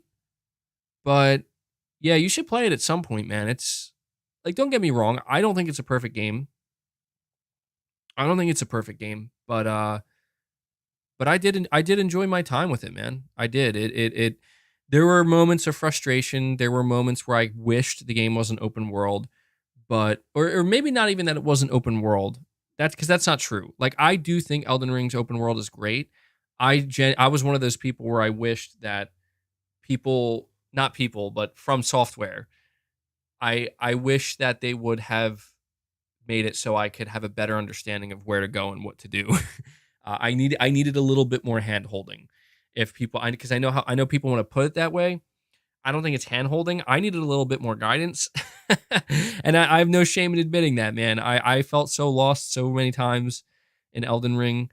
So, just keep that in mind if you do play it, man. Like, the game does not really tell you what to do. You got to figure it out, and you may like that, or you may be like me and wish, man, yeah, no, there's nothing wrong with that. There's nothing wrong with that.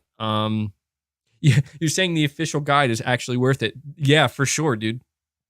For sure.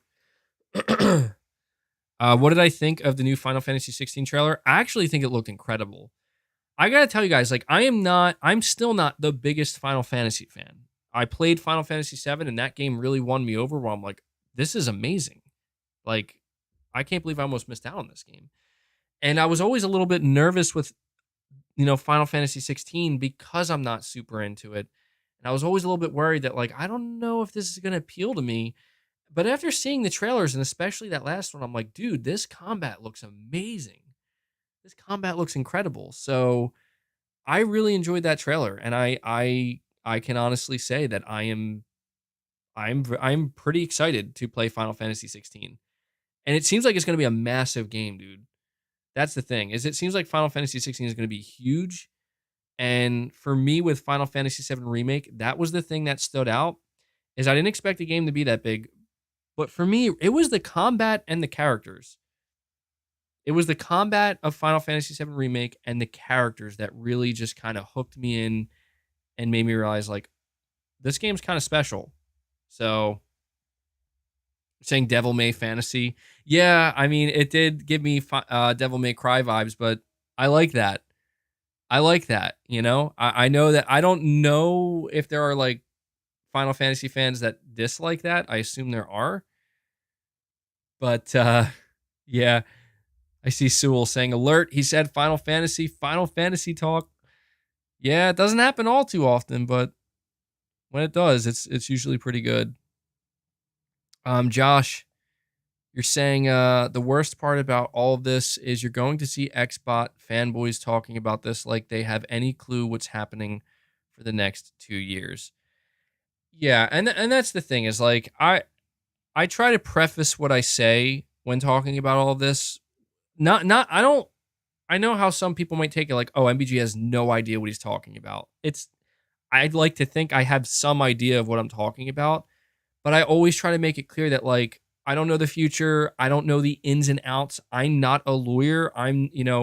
This is out of my league here, but I try my best to bring something to it that to me makes sense and that sounds reasonable, somewhat reasonable. Maybe when I get a little bit passionate and I get a little bit, ranty, I start to sound a little bit less reasonable, but I can't help that, I can't help that. Did I talk about the Forespoken demo already? I did. Yeah, that was the first topic of the day. So you have to come back to check that out. And Josh, you're also saying, seen so many people talk about it like it's going to end in the next couple of months, and they're in for a rude awakening. Just the lawsuit itself will go to 2024. Yeah, man, we got some time, and I will say that this is another week where I feel like it's dominated the news cycle, unfortunately, to a degree, and I feel like it's another week where I'm spending a massive portion of my podcast talking about it. And I've also expressed how it does get a bit much and I start to get annoyed because this isn't what this is supposed to be about. But at the same time, I feel like I can't just look the other way. My hope is that now that we kind of know that this is going to be going on for like years, that it's going to I know it's not going to leave the headlines. And I know that every other week there's going to be something new popping up. But I hope that this should make it easier for me to at least only present this and talk about it when there are big, important updates. For example, this week, it was a pretty big, important update. The FTC suing and the fact that, Microsoft is taking the gloves off and that they're pushing back. I think that's worth, as a PlayStation channel here, acknowledging, talking about. But at the end of the day, I want the focus mainly to be on games and exciting stuff that's happening. And I would much rather, I'm going to be honest with you guys, like I know I talked about Xbox a lot during this podcast and Game Pass. I would have much rather preferred that the majority of my Xbox talk, if there was going to be any during the podcast, was, yo, did you guys see that demo of Avowed or that new trailer for Avowed that Microsoft showed, or Hellblade 2 or something like that, at the Game Awards, not just this. So, yeah, it's gonna be a while, man. It's gonna be a while. By the way, guys, hit that like button for me. Let's see if we can get the 400 likes. Help the podcast out. Subtext, you're saying the Game Awards showed how loaded 2023 will be, and we haven't even seen Sony's first party. From smaller games like After Us and replaced to Final Fantasy 16 and Jedi Survivor. Yeah, I do want to say this. I think I was a bit hard on the Game Awards. And the reason for that is because I think I was physically not feeling great. And I think I was pretty cranky. I know that sounds silly, but, I really kind of recapped the show the next day and was watching certain parts of it over, like looking at all the trailers. And I did kind of realize that, man, I think I had a bit of a headache and I was tired and I just was a little bit irritable. And I think it kind of took my focus away a little bit from the fact that this is actually a really good show. Because when I went back to look at a lot of the trailers, I started to realize, like, man, there's like way more games here just beyond the Sony stuff that I'm actually interested in.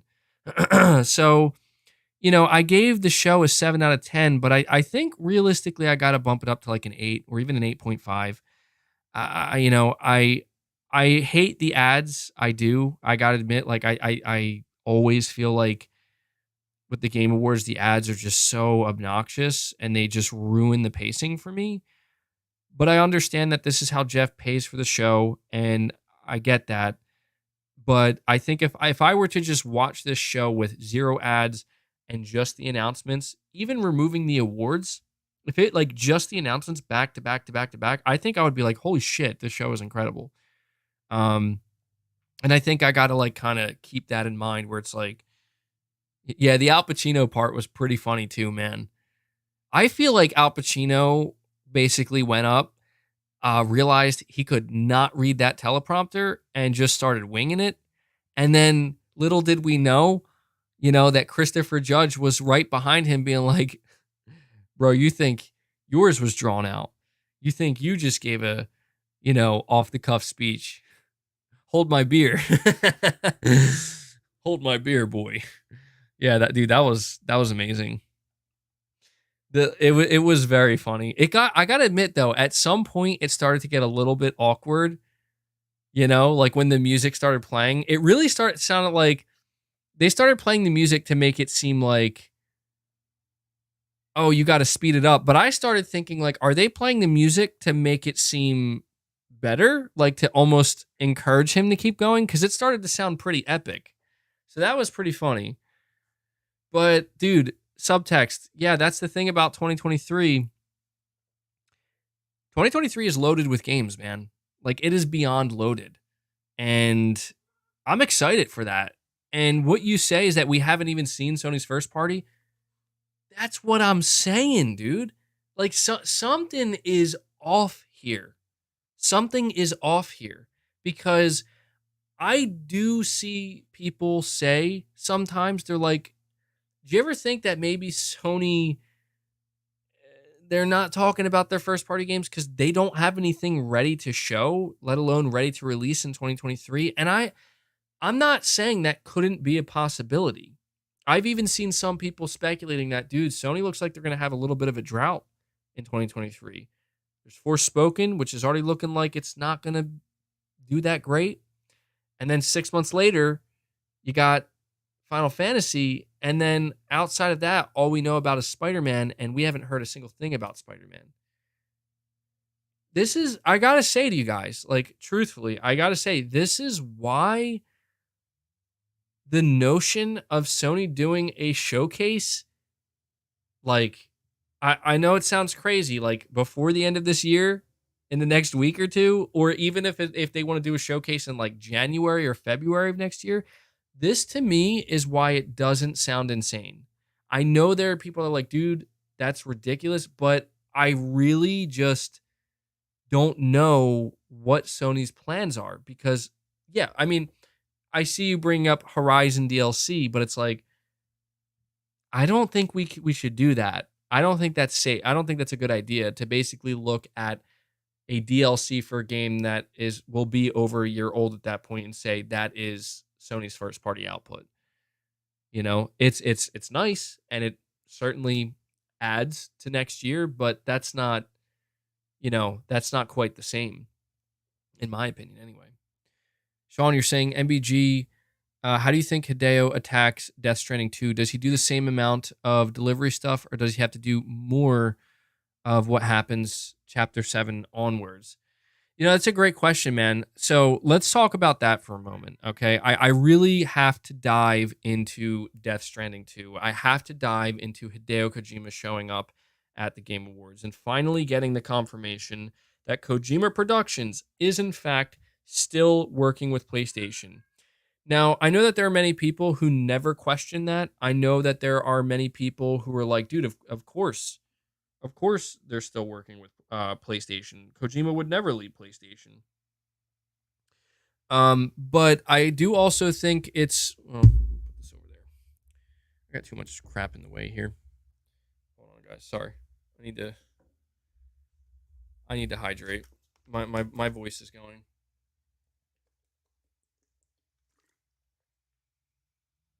Sorry, I know that was a weird place to cut off, but I just realized my throat is like super dry.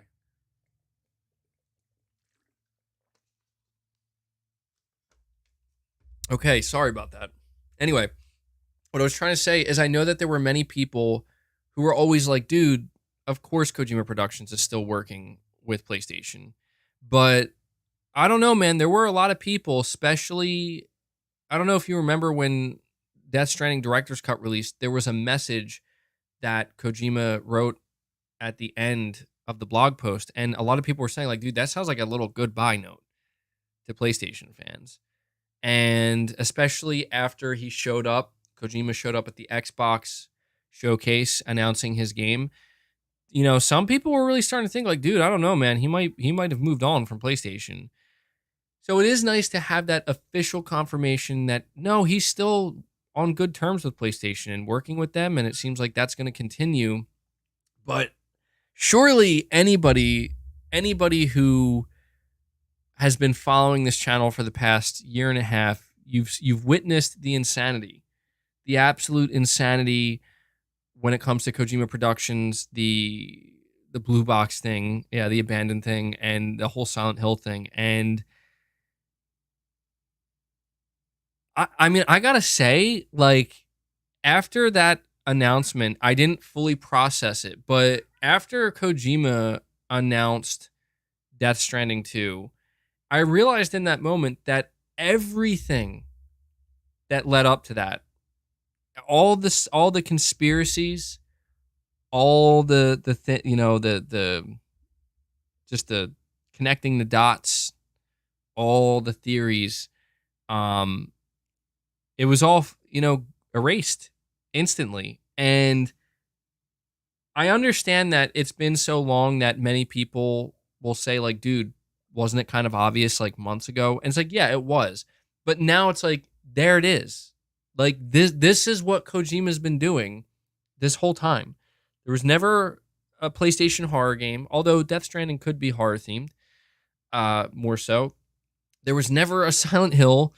He was never working with Konami, and it turns out that whole abandoned blue box thing, yeah, dude, that was none of that. Like, none of that had anything to do with him. And it's like, wow, that is some crazy shit, dude. Like, that is really some crazy stuff. And so, how do you guys feel about Death Stranding 2, about this being the game that Kojima's bringing to PlayStation? Because I've seen quite a few people express that they don't want Death Stranding 2, that they were really hoping that Kojima was going to bring something brand new to the table.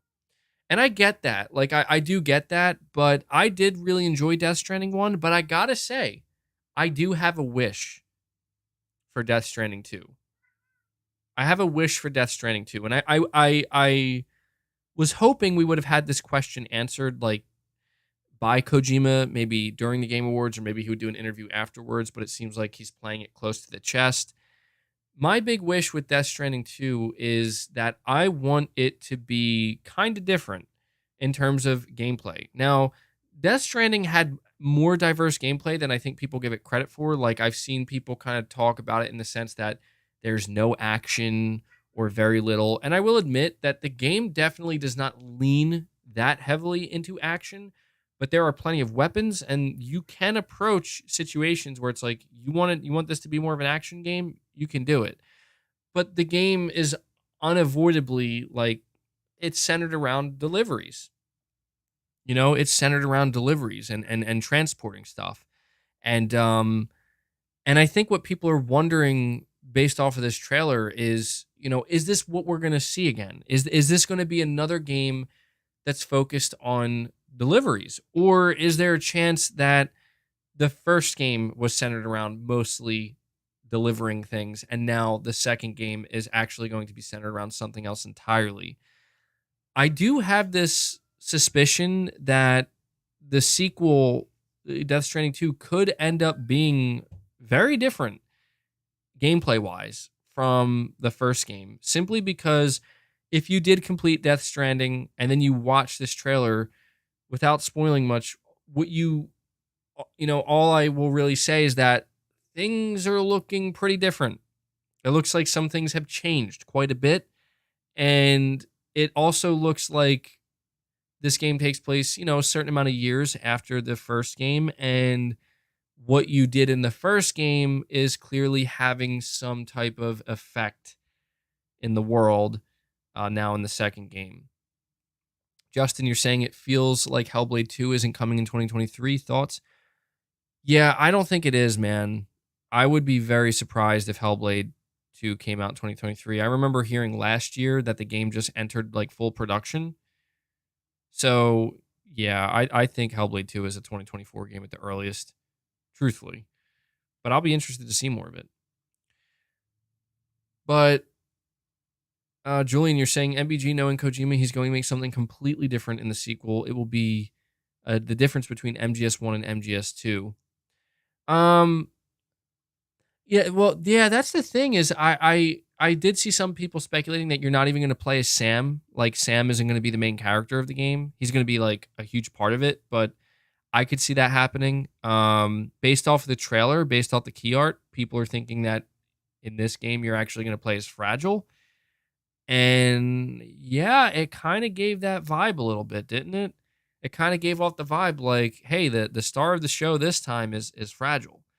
And Sam showing up, he's clearly there and he's going to be involved. Or maybe, I don't know, who knows? Maybe you'll be able to choose who you play as.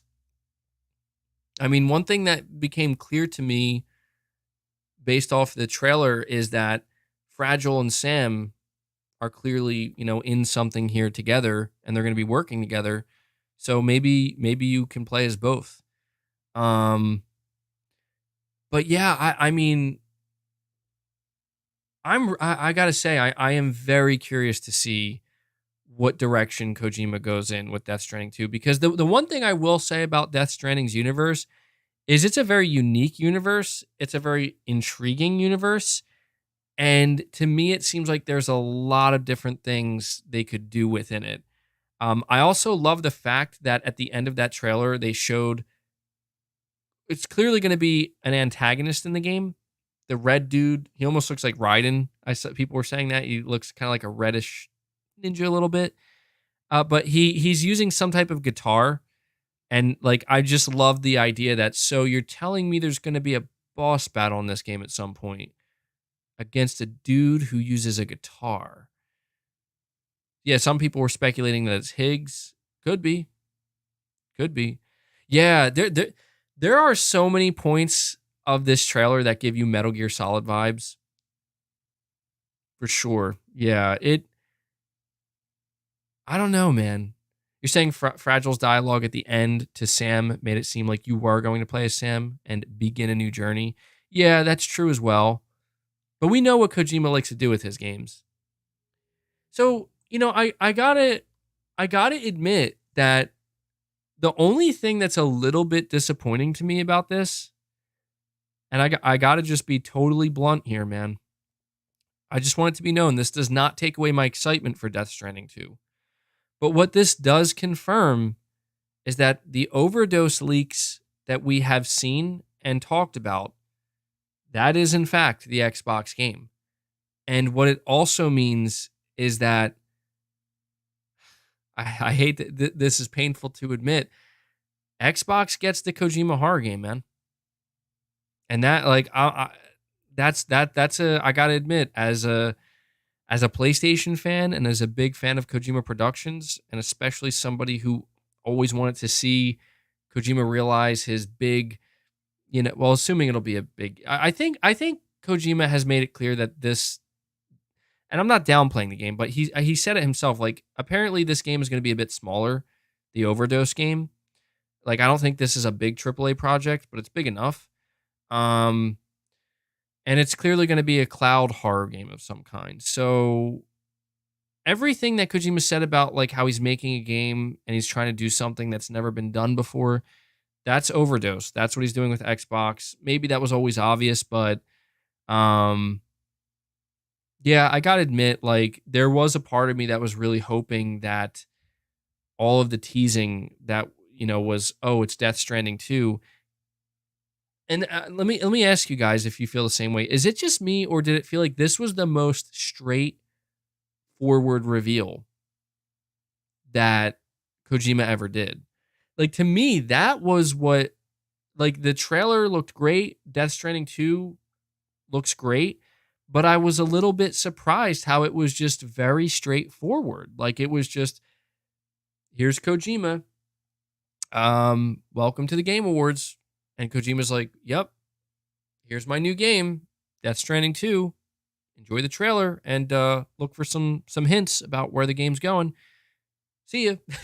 Like, I guess to me, what just felt so insane about that is that everything that we went through the past couple years, it was like it just became there was no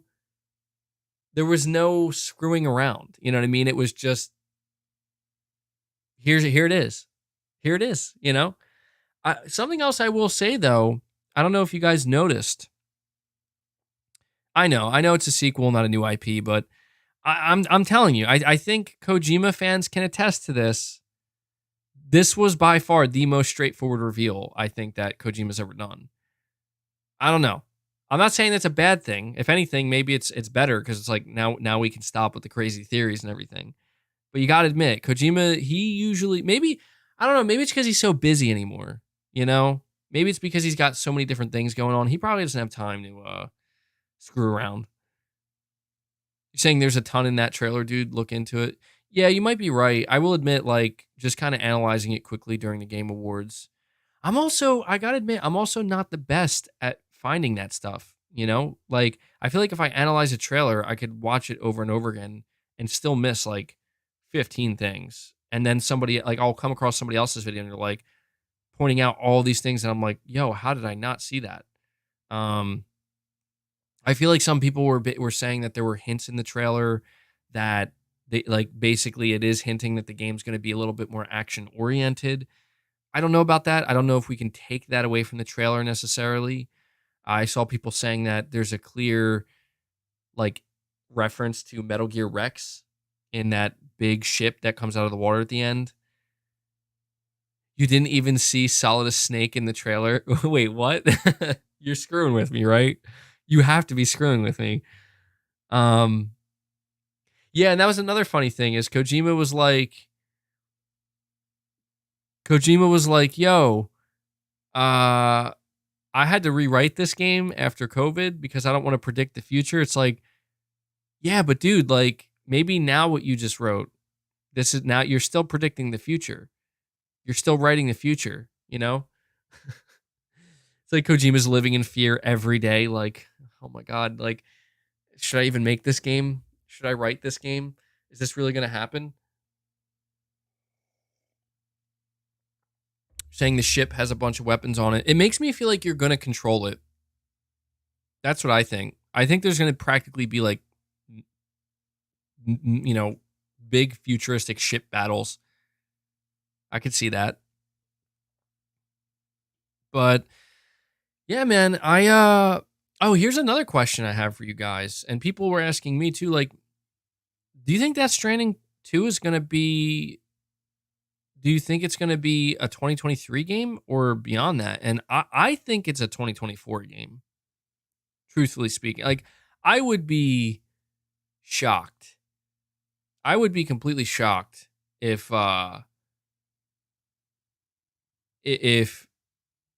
this game came out next year, because it'd be like, wow, we didn't have to wait long at all since the time it was revealed. So I think it's 2024.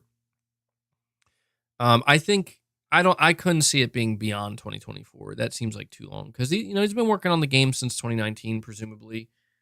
So 2024 sounds about right for a big AAA game like this. I see some people saying like you're going to be able to fly the ship into space. You know what? Yeah, I don't know, man. Do you think there's some kind of implication there that like this shit's going to be going to space or something? That would be surprising. That would be very surprising.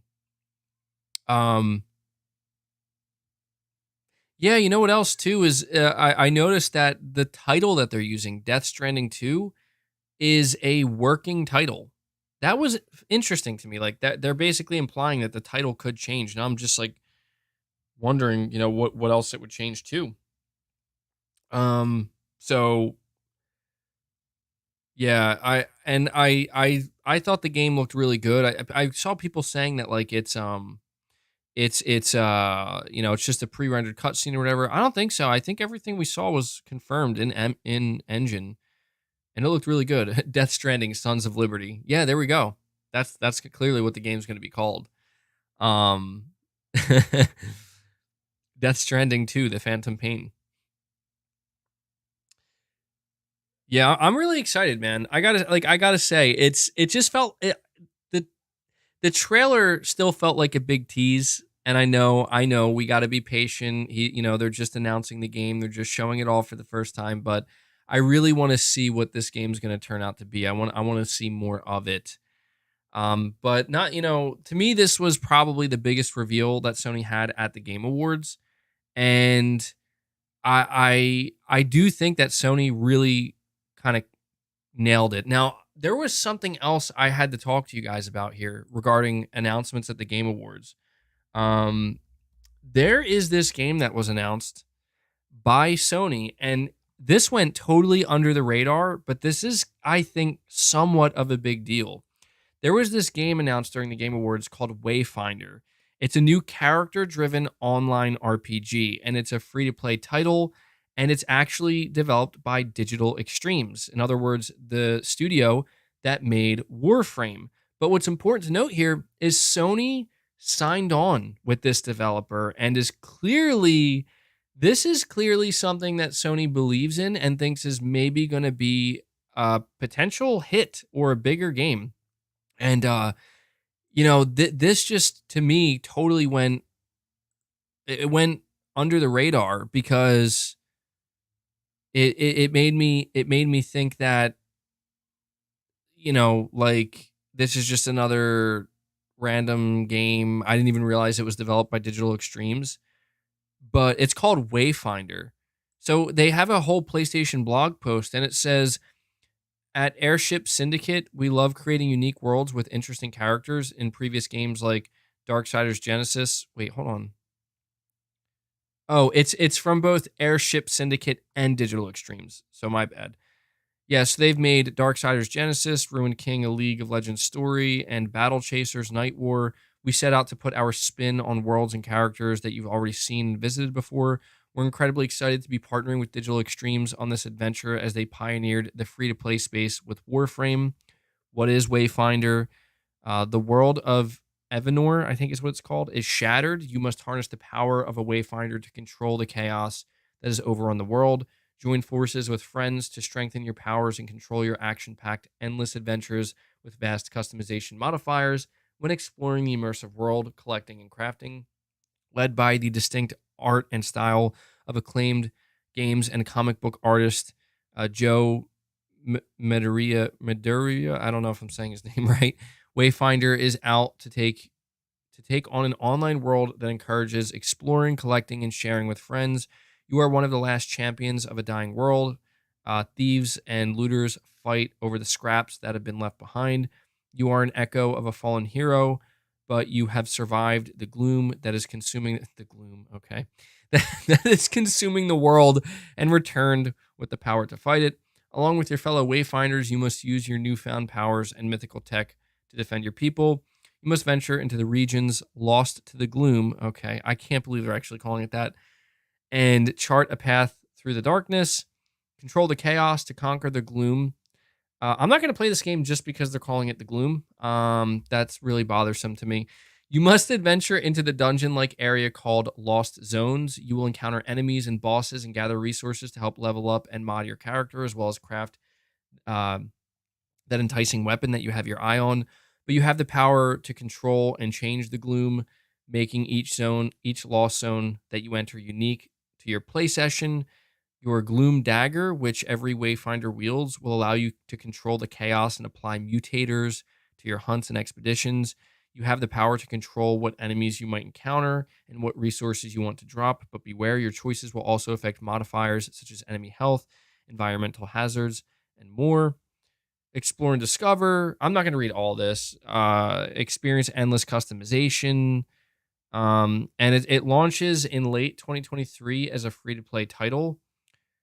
And they say here, we believe in building this game alongside the community, and we're incredibly excited to be on this journey with the PlayStation family. So this is an exclusive, just so you know. Like this is an exclusive that Sony signed, and what what's you're saying? MVG was paid to read this. No, I know how it sounds. To me, it was just the reason why I'm mentioning this. I mean, maybe the game will be interesting. I'm gonna be honest, guys. Like, this game looks unbelievably generic to me. I'm not saying it doesn't mean it couldn't be good, but it looks. It's just got this type of art style to me that I can tell what it's trying to achieve, and that's fine. Again, like, maybe if it's free, free to play, maybe I'll try it. But the main reason I wanted to bring this up is because we have been talking for a long time about these two live service games that Sony said they're going to be announcing that are set to release by sometime fiscal year next year. I think this may have been one of those games, and I think it just went like totally under the radar. Because Sony never said that it was going to be like a first party game. Now I was think it's interesting because I thought maybe Helldivers 2 would show up at this event, but instead we got Wayfinder, and Wayfinder is a game that I didn't expect. So this was just a title that is associated with PlayStation, and I feel like pretty much nobody realized. So I highly doubt I'm going to play it. I might. I don't know. Like, if the gameplay loop is good, fine. But I tell you right now, like, everything about it to me just it screams like it's just another one of those like Fortnite art style, like that we definitely don't see enough of. It gets a bit old. I mean, the thing that did interest me is the fact that the Warframe developers, Digital Extremes, were involved, because I've heard Warframe's actually really good, and that game has persisted for a long time. But then when I look at this game, it's like looks very different from Warframe. So I don't know about that. But in general, I think that Sony had a really good presence at the Game Awards, and I'm actually really glad I tuned in because I was worried. I was worried that maybe we were getting our hopes too high and Sony wouldn't deliver. And to some people, these announcements weren't exciting. I think most of them were. Some of them were, like the Horizon DLC looks really really good. I love the fact that the Horizon DLC is leaving behind the PS4. I know some PS4 players are upset about that. Yeah, my screen's so bright. My screen's so bright. Every time I go check my document here, it's like it's really bright.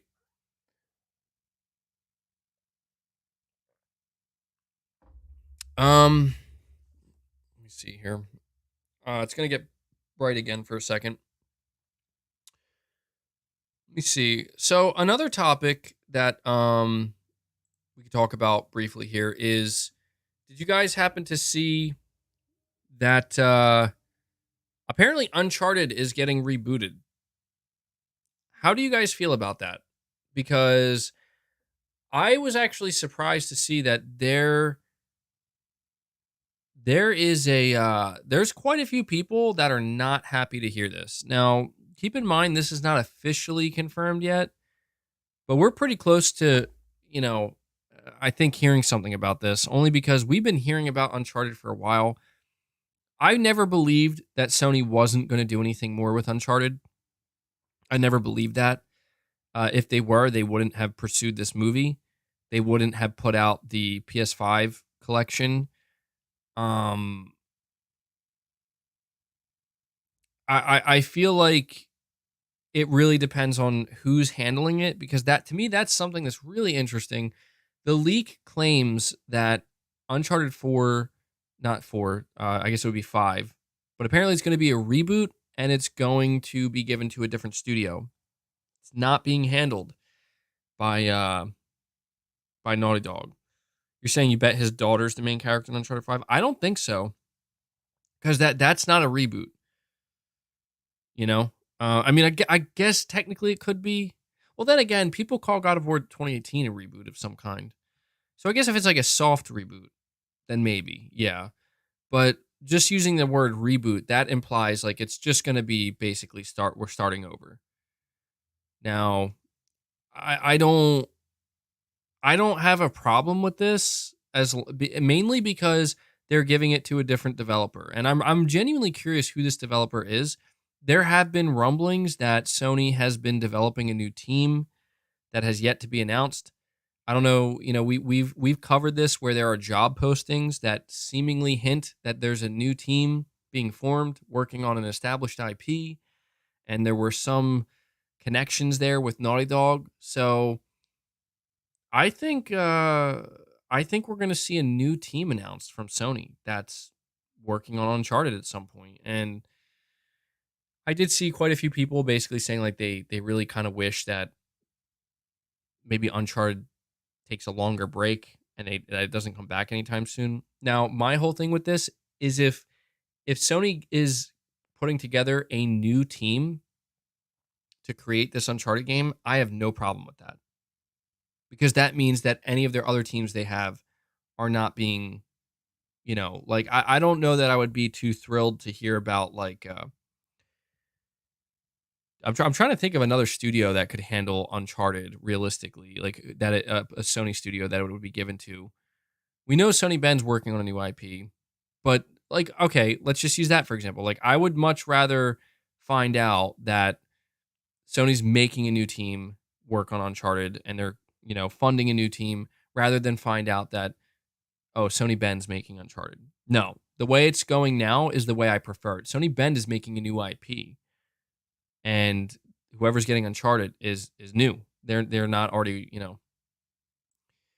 because I do kind of feel like I don't want to see Sony turn into the thing where it's just like we only make sequels and we very rarely try new stuff.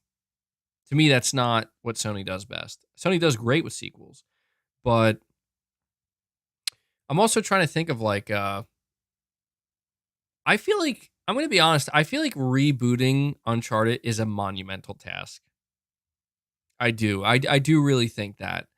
And I see somebody asking Sony Bend confirmed they're working on a new IP, right? Yeah, that's been officially confirmed. That's been officially confirmed. You're saying it's the Visual Arts Group? Yeah, that's the team I'm referring to. The Visual Arts Group. But I think they have to build it out more because the Visual Arts Group is more of like a support team. And I think what they're trying to do is basically bring on new talent to make a fully fleshed out team. The leak also claims that Naughty Dog is actually going to initially assist with this game, which is very smart. Yeah, XDev might be involved as well. It could be a joint collaboration. I mean, if Naughty Dog is going to initially assist, it seems like they're maybe going to try to create like a framework for them somewhat, but nothing that's really going to get in the way of what Naughty Dog's currently doing. Saying Tom Holland could be the new face of Nathan Drake for both movies and games. That would be funny. That would be just the funniest thing ever. It's not actually a reboot. It is a reboot, and they're starting over. And here's Nathan Drake, and it's Tom Holland.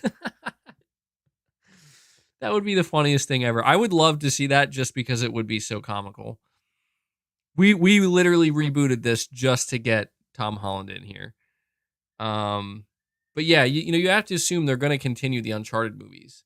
They teased the sequel in the first one, which shouldn't be a surprise, and it did really well at the box office.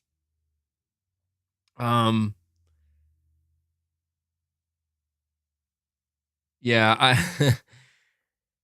I'm not against this. I do feel like it's going to be tough though. I feel like whoever's given the task to to continue the legacy of the Uncharted series, it's a pretty big task. And there's going to be high expectations and you're basically being tasked to fill the shoes of Naughty Dog, and those are some very big shoes to fill.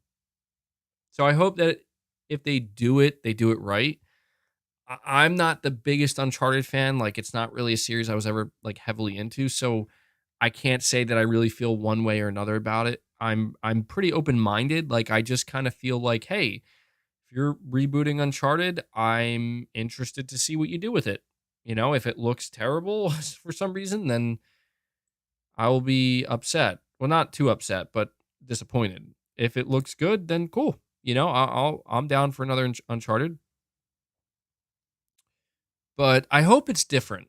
That is the one thing that I do kind of hope, is that I hope when they reboot it, it's different in the sense that it just feels unique and like definitely you could tell like, oh yeah, this is an Uncharted game in the Uncharted universe, but there are just aspects to it, whether it's the characters, the certain aspects of the gameplay, just things that are very different to separate itself. Um, and that to me is what's going to be interesting, because that I feel like that's going to be hard to do because what is an Uncharted game? You're going to have certain expectations with gameplay, certain expectations with environments, plot points to a degree. So I think if they do it right, it could be a success. Um, but it is disappointing, I will say, just to be hearing about these leaks and these rumors. I feel like we need to start hearing some more leaks and rumors if we're not going to get announcements of some of the newer stuff that Sony's working on. So, like, something else we can talk about briefly here is, did you guys see that David Harbour, he's the actor who plays Hopper in Stranger Things? David Harbour recently let it slip that he is involved with a horror game. And he said that the horror game is apparently set to release in 2023. And a lot of people began to speculate, like, which horror game is he talking about? A lot of people were thinking it's another game in the Dark Pictures anthology. And that actually, to me, makes the most sense. But people were saying that it seems unlikely they would be able to afford him. And then that's where I start to think, like, yeah, he does seem like he would be kind of expensive, right? And this got me thinking that Sony has 2 horror games in development, believe it or not. And it is interesting to think that we actually know about this, but we don't know anything about the games. We know that Firesprite is working on a project, which they're calling Project Heartbreak, and it's categorized under the horror genre. And I remember reading a job description for this game, and it's a AAA horror game, but it hasn't been announced yet. There's also another horror game in development with another studio called Ballistic Moon. And this Ballistic Moon studio is one of these studios that was founded by veteran developers, I believe from Supermassive Games. They worked on Until Dawn. And they're working on a project called Project Bates. And that is another AAA horror game that is being worked on in conjunction with Sony. So, the speculation kind of turned into, could David Harbour be referring to one of these 2 Sony horror games that have yet to be announced? And what's interesting to me about that is, he said that it's coming out next year. I don't know, man. The window's closing.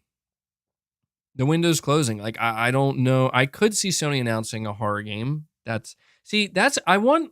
I want to let people let that sink in for a moment, where Sony really is in the most unpredictable spot that I think we've seen them in quite some time when it comes to their first party and when it comes to game announcements, simply in the fact that there's like really nothing padding in. Not padding in. There's a better way for me to say that. There are just so many blank spots next year. There are just so many blank spots next year that Sony could at any point just announce a game and be like, yeah, this is a game that's been in development and it's coming out at the end of this year. Not next year, this year. I know it seems like far-fetched to people, but I'm telling you, like, I know people keep making fun of me for it because they're like, yeah, we get it, MBG, Sony's holding back. But no, it's not about holding back. It's about, you do understand, like, how many studios Sony has, right? And you do understand how many job listings we've come across that point to what these studios are working on. And you do understand that Sony has not, let me ask you guys, from June to now, December 11th, 2022, how many announcements have we received from PlayStation first-party studios? The most recent that comes to mind is obviously Horizon Forbidden West DLC from Guerrilla Games. Now, I'm not talking about partner studios. I'm talking about first-party, not Death Stranding 2 with Kojima. That's a second-party deal. Not Final Fantasy, that's Square Enix. I'm talking from Sony-owned studios. How many announcements have we received? I see somebody saying Factions 2. Okay, I'll count that. It's tough. I feel like that's tough for me to count because it was like such a underwhelming announcement. Like it's so hard because I don't even want to. I know I have to count that, but it was so weak. The Last of Us Part 1. Okay, so there's The Last of Us Part 1, and then the confirmation of Faction's existence and the fact we'll hear more about it next year. Okay. And I'm not counting I'm not going to count PC announcements either. I'm not counting PC announcements. London Studios fantasy game. Yeah, true. It's so, yeah, I hate that, man. I hate that. That's so tough. Cuz I know that they technically did announce their game, right? They did. They're like, "Oh yeah, here's our new IP." But it's like announcing your game like just casually on Twitter with a screenshot is not that's so tough to count as an actual announcement for me. Like to me it doesn't feel like an announcement. It just feels like they're letting us know like we're working on a new game. We'll get back to you when we have the first trailer. I guess what I'm trying to say here, guys, is that, you know, in the past 6 months, we have received very, very, very little, almost nothing in terms of actual announcements and reveals from Sony's first party. And anything that we can point to, it really is not, I don't think, what people would traditionally associate with announcements. For example, like when when we talk about Factions 2 being announced, I mean, Neil Druckmann went on stage, showed a piece of concept art, and said, yeah, this is a big game, and we're going to talk more about it next year. It feels really tough to look at that as an actual announcement. You know what I mean? It is, but it's tough because it just feels so underwhelming and not that exciting. You talk about Horizon DLC, and I'm just saying all this because it's like, I don't know, dude. Sony has been playing a strange game when it comes to announcements. And I love the fact that if there's one thing that 2022 has proven is that Sony has some strong partnerships, man. Is that if Sony wanted to take almost this entire year to just let their first party cook, I mean, they were able to do it successfully because they have some first party studios that are locked and loaded, ready to go. Horizon, GT7, God of War, Last of Us Part 1. And then to fill in the gaps with announcements, they got their second party deals and their third party deals. I mean, it is crazy to think that, sure, maybe we haven't seen too much of first party announcements, but we did get Silent Hill 2 Remake. We did see a lot more about Final Fantasy 16.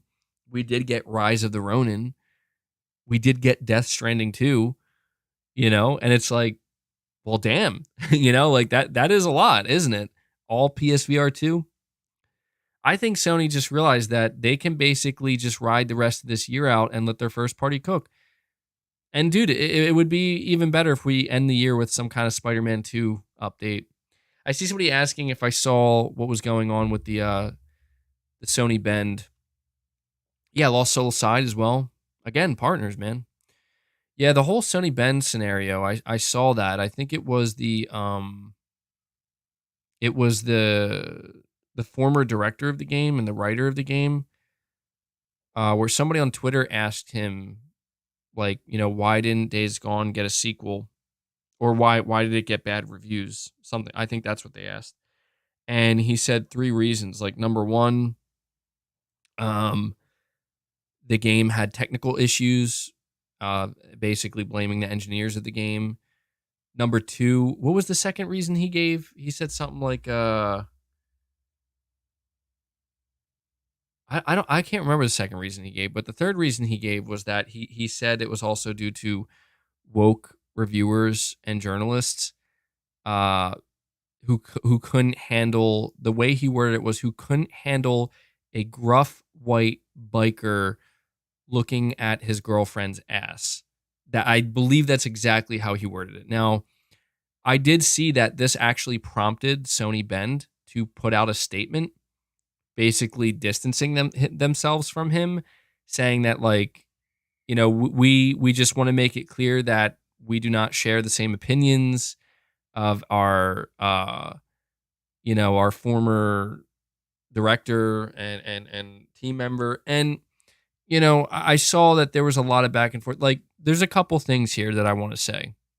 Number one, I don't think it's a good look for the director and the writer of this game. I think is it John Garvin, I think his name is. I don't know much about the guy, but I just don't think it's a good look when it's like, dude, it's been a while now, like the way it's worded is it just really comes off as you can tell like he's hanging on to that with some serious animosity. And I just don't think it's a good look when it's like everybody's moved on now, Bend is moving. They've moved on to a new IP. I'm assuming he's working on something. It just kind of, it's like, let's just let it go now. I get it. And, but what I will say is yeah, that's the thing is he's not entirely wrong. I did see that it was, I think, Jeff Ross, who also worked at Sony Bend.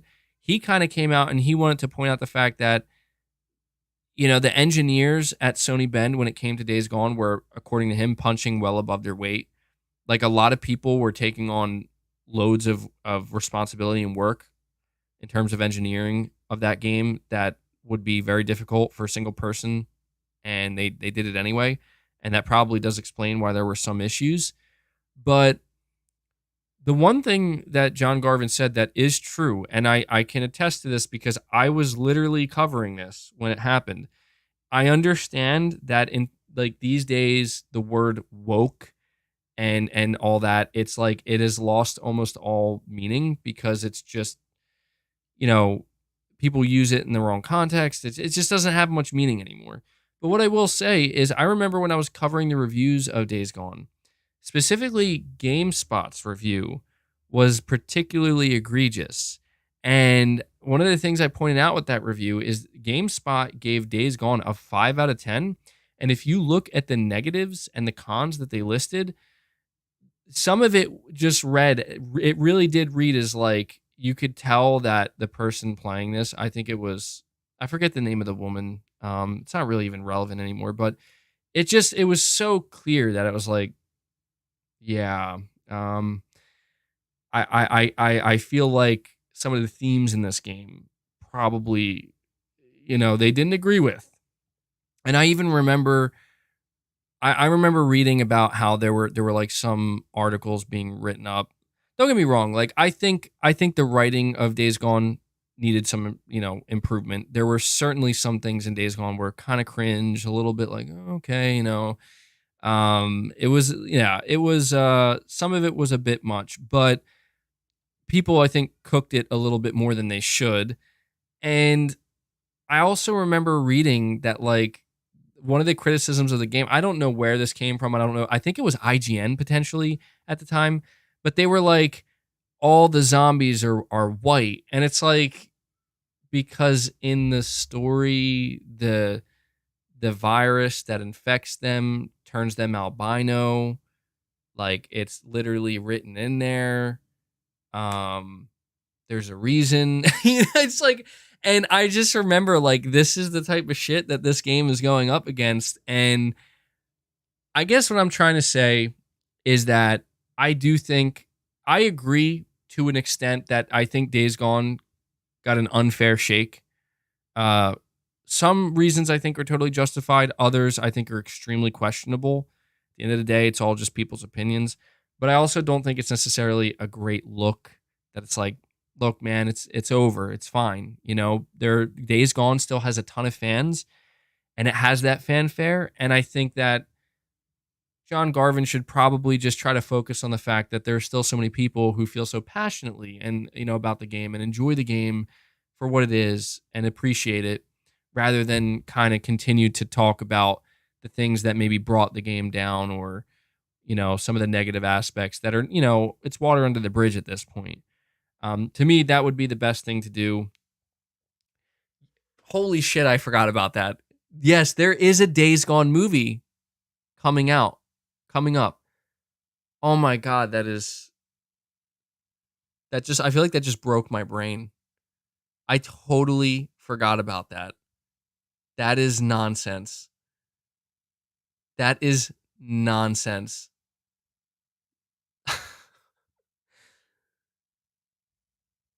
I feel like that fact kind of helps John Garvin's case a little bit, does it not? Because it almost makes you think like maybe he does have a good reason to be so pissed off. Because it's like you don't get your game sells like 8, 9, 10 million units. It maybe doesn't review the best, but there's clearly a fan base there that loves it. It's a financial success, you would assume, because it sold really well. And fans would love a sequel. And, it's like instead, it's like, nah, you're going to get fired and we're going to make a movie. And it's like, what? So I kind of get that. That's crazy. Yeah, that is like, to me, that shows the ass backwardness to a degree of some of the stuff that Sony does, where it's like, so no Days Gone 2 game, but instead Days Gone movie. Like, what? What? That doesn't compute, man. That doesn't compute. But I will say, I'm out of coffee here. What I will say is that I am incredibly excited to see Sony Bend's new game, man. I love the fact that they're working on a new IP. There was a rumor we got a while ago about what Sony Bend is working on. And the rumor is that it's basically like a Hitman slash Metal Gear Solid 5 type game where it's going to be stealth espionage set in the Cold War era. And I'm like, oh my God, that sounds, yes, all of that. Please let that be what they're working on. As much as I love Days Gone and I love the biker theme and the zombies, dude, Sony Bend creating a stealth action game. Oh man, that sounds amazing. That sounds really good. Wait, isn't that called Splinter Cell? Yeah, well, I'm assuming it'll be like something a little bit different. They'll probably have their own unique mechanics. It sounds like it could potentially be a type of spiritual successor to Siphon Filter. Um, and that's cool to me. I really like that idea of Sony Bend kind of going back to like they're not going back to Siphon Filter, I assume, but going back to kind of like their roots and like the first AAA game we made was a stealth game, like a somewhat stealth action game, and we don't get enough of those, man. We don't. And I feel like especially after getting a game like Metal Gear Solid 5, you would think more games would try to replicate that, because even though a lot of people weren't too happy with the story of Metal Gear Solid 5, like they felt like it wasn't complete and it felt less Metal Gear Solid-ish, I guess you could say, story-wise. The gameplay was just phenomenal. It was like 10 out of 10 gameplay every day, man. Like it was fantastic. You would think more developers would try to kind of mimic that and replicate that. And maybe that's kind of something that Ben's doing. But yeah, I don't think too much about Days Gone anymore, simply because I've just come to terms with, look, it was one of my favorite games from the PS4. I loved it. I platinumed it. I put over 100 hours into it, and I've come to terms that they're not making a sequel, and instead I've just kind of focused my energy on being excited for this new IP, because that's the thing, is like one of the things that made Days Gone so good is it was a new IP. Everything was brand new, and I think Sony Bend proved that they can make a AAA games, for sure. But they can also make new IP that's pretty good and memorable. And just, in a way, it's almost like, I feel like that's not common. I feel like, in a way, we should actually maybe be a little bit happy with what we're seeing with Sony Bend.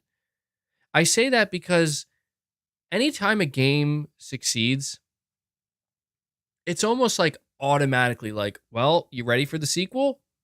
And I get that. And especially because there was definitely some bait at the end, like sequel bait.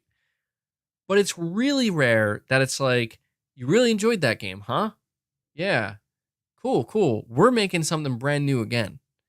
And I feel like that just doesn't happen that often. So I kind of really like this. I feel like this is, if anything, this is a good balance where it's like we're getting a sequel to Ghost of Tsushima, we're getting Spider-Man 2, we just got God of War Ragnarok, Horizon Forbidden West, all sequels. It is kind of nice to see a studio that's, in my opinion, up there, AAA studio underneath Sony.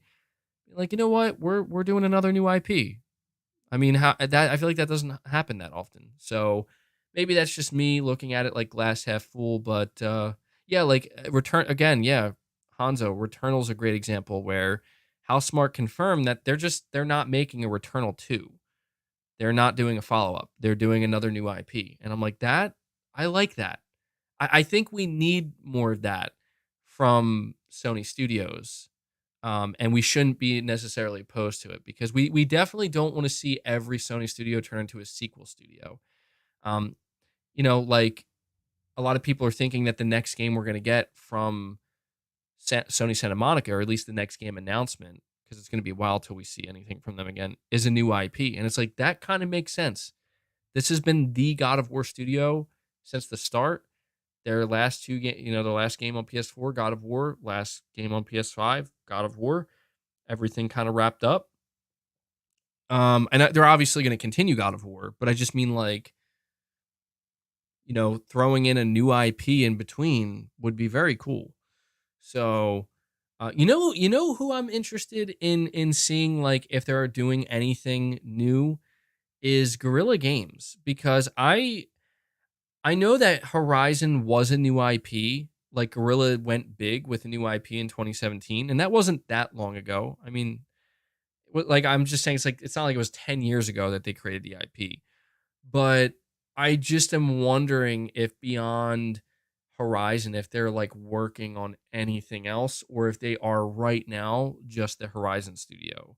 And I think a lot of people have that question with Naughty Dog as well, where it's like, is Naughty Dog just the Last of Us studio right now, with the multiplayer game and coming off of part 2 and part 1 and the TV series? And it seems like it's Last of Us, Last of Us, Last of Us. Neil Druckmann said they're working on a new game, and I'm kind of praying that it's not The Last of Us 3, because I really feel like if the next new game announcement after Factions we get is another Last of Us game, that I feel like that's going to be a little bit depressing, because it's like, wow, like Naughty Dog at that point legitimately is just The Last of Us studio, and I don't want to see that. I don't want to see that happen to any studio. Um, no matter how successful their IP is, I don't want to see a studio just become the, so and so studio. I feel like they should always try to have at least one other thing. And it makes sense, I think, for Naughty Dog to do that, because if they're not doing Uncharted anymore, you have to assume they're not doing Uncharted anymore, not because they want to just do The Last of Us, but probably because they have something new that they want to kind of ping pong back and forth between The Last of Us, here's our new game. The Last of Us, here's our new game. And then when their new game becomes, entrenched, then they start it over. Same thing with Gorilla. You're saying new IPs are too risky because AAA game development has become too expensive. This is why we are getting so many remakes. Yeah, dude. And that's my whole thing here. That's my whole thing here. Not to circle back and bring up what we talked about earlier, but that's a big reason why I get so passionate about, the future of business models in gaming and how things are shaking up, because I just feel like Sony has struck an almost perfect balance that I would personally, I would like to see it not disturbed, where yes, the price of game development, AAA game development, is increasing, but I think that there's enough of an audience, enough of a market that basically will always say, as long as the game is quality and it's what it should be, we will pay the premium price. Now, that's not me saying that. I think it would be okay if games eventually went to $80 or $90 or 100. No, I'm not saying that. I just feel like I don't know that AAA gaming needs to keep getting bigger and bigger and bigger. In fact, I actually think it might be the opposite at this point, where a game like the Callisto Protocol, I did see some people complaining that they feel like the game is too short because it can be completed in like 8 hours. And I'm assuming if you're completing it in 8 hours, you're going through it pretty quickly. To me, it seems like the average like time for the Callisto Protocol is maybe 10 hours, 12 hours. Like, I'm not rushing through the game. I don't know how many hours I put into it, but surely it feels like more than 6 or 7 at this point. And I still feel like I got a little bit to go. And it's like, that's the thing is I kind of like the notion of a really high quality, refined, AAA high production value game that's like 12 to 15 hours. I don't need my AAA games to be a minimum of like 40 hours. So for me, God of War Ragnarok was a masterpiece, but I promise you, in the main story, I think it took me about 21 to 22 hours to complete. There are certainly some sections of that main story that could have been cut and it would have been fine. Like, parts that were not, like, they were important, but not critical to the overall story. And it's not a big deal. Like, I definitely feel like I got my money's worth. But I'm just saying, if like Sony Santa Monica decided that, we want to trim this part a little bit, maybe cut this part out, and I wouldn't have known any different, and maybe that reduces the game's length to 17 hours or 18 hours instead of 21 or 22, I wouldn't be mad about that. I wouldn't be upset. Um, assuming that what they're cutting is not critical. You're saying they're adding to the lore. Yeah, exactly. And that's fine too. Like, I'm not against that either. It's just that I'm not the type of person that feels like, well, if you're going to charge $70 for a AAA game, there has to be a minimum limit on how long the game's going to be. I don't feel that way. I mean, I do feel like you're really pushing it if you're making like a linear 6-7 hour game that has minimal replayability. I think that's pushing it to where it's like, this game seems maybe like it would be better suited to be $50. But I guess, I mean, there's like a sweet spot, I don't like that the notion that it's like, well, man, we're charging $70 for this game, so we got to make sure we have at least 25 hours. Like, no, that's okay. No, please don't do that. Well, we got to make this section longer. Like, no, don't have to do that either. Like, just make the game what it needs to be and charge the price that you feel it's worth. And there are going to be developers that do this that succeed, and there are going to be developers that do this that fail. Like, sometimes I think to myself, what if Sony charged $70 for Miles Morales? What if Sony did that? Like, I guess I'm just wondering how many PlayStation players who bought Miles Morales at launch, and people who played that and maybe platinumed it or whatever, or played the story, how many people would have actually turned around and been like, I feel like that was worth $70. Now, it was a $50 game on PS5 anyway, but that's the type of stuff I wonder, because I know, like, I was actually, when I finished Miles Morales, I was a little bit surprised, where I was like, this game was $50, but I feel like I put like 25 hours into it to do everything in it, like to platinum it. And I'm like, that's sometimes how long it can take, depending on which game you're playing, to complete other full-blown AAA games. And that was I don't know, maybe that's just a compliment to Insomniac Games, where it's like, damn, even your DLC feels like a full-blown damn game, like it's like with if Elden Ring gets DLC, right? Like, I feel like if Elden Ring gets proper DLC, it's going to be massive and people are going to play it and you're like, God damn, this feels like it could have been a whole game, and they charge like what, $20 for it, something like that. And it's like, Yeah, maybe they could have. Maybe they could have charged like full price for that, and it would have been like a whole nother game. I don't know. Just interesting stuff to think about. I think at this point though, I'm really starting to ramble. Like I think I've really expended everything I have to say over the course of this podcast episode today. Saying MBG, go eat. Yeah, dude, I guess my blood sugars are starting to tank a little bit. I'm just trying to take a second to think if there's anything I forgot to talk about. I don't think so. I think I've covered everything I could. The final thing I want to say here is I'm trying not to be too excited going into this upcoming week with all this talk about Spider-Man 2 or something. And I'm only saying that because for me, what I thought was going to happen and what normally does happen is at the end of the year going into January, things always kind of slow down a little bit, and that's normal. You know, people going into the holidays, you start to, the week of Christmas, you start to see like studios basically signing off being like, we're going on our break, we'll see you next year and stuff like that. So things slow down.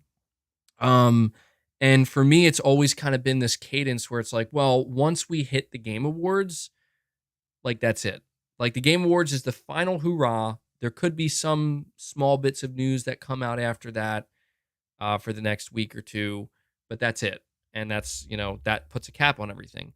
So this idea that actually, wait, we got one more thing before we close out the year from Sony specifically, that's very enticing to me. Like that is like, oh, this sounds a bit too good to be true, but the signs are there.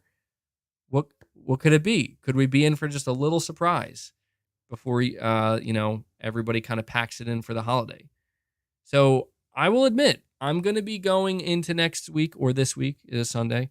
I'm going to be going into this week with a little bit of, my eyes are going to be looking around. I'm going to be scoping things out, seeing if there's anything that's going to maybe happen. But if not a big deal. I'm sure there will still be some things to talk about, but let's see. That's the question I'm ending this podcast with today. Is Sony truly done for the year? I think it would be okay if they were. I mean, damn, dude, like Sony did have a great year. And I'm going to talk more about that on my next two podcasts. I'm going to talk about kind of like the year that Sony had, and we'll talk all about that.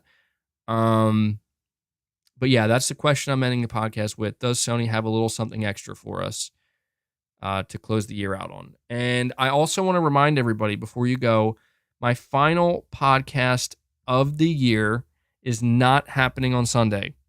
Okay?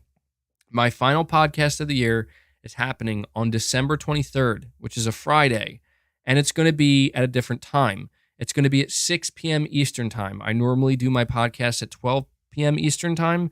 This one's going to be at 6 p.m. Eastern time because I didn't want to do a podcast on Christmas Eve or Christmas or even the day after Christmas. So I'm going to close out my year with the podcast specifically on the 23rd. So I just want to make you guys aware of that so you don't miss it. And I want to dedicate this podcast to my Reformed Orthodox Rabbi, Bill Clinton. And that's it. That's it, guys. I hope you enjoyed it. Big thank you to everybody who donated a super chat. I couldn't do what I do here without your continued support. Please make sure you hit that like button on your way out. Big shout out to all of my channel members.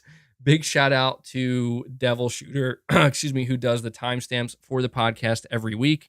He usually gets them up, and I put it in a pinned comment within the first 24 to 48 hours of the show ending. So, all right, guys, enjoy the rest of your Sunday. And yes, Disgrunt told, I am also excited for Remnant 2. I actually thought that was one of the cooler announcements at the Game Awards. But yeah, all right, guys. That does it. I'll catch you guys tomorrow, hopefully, in another video. So take care.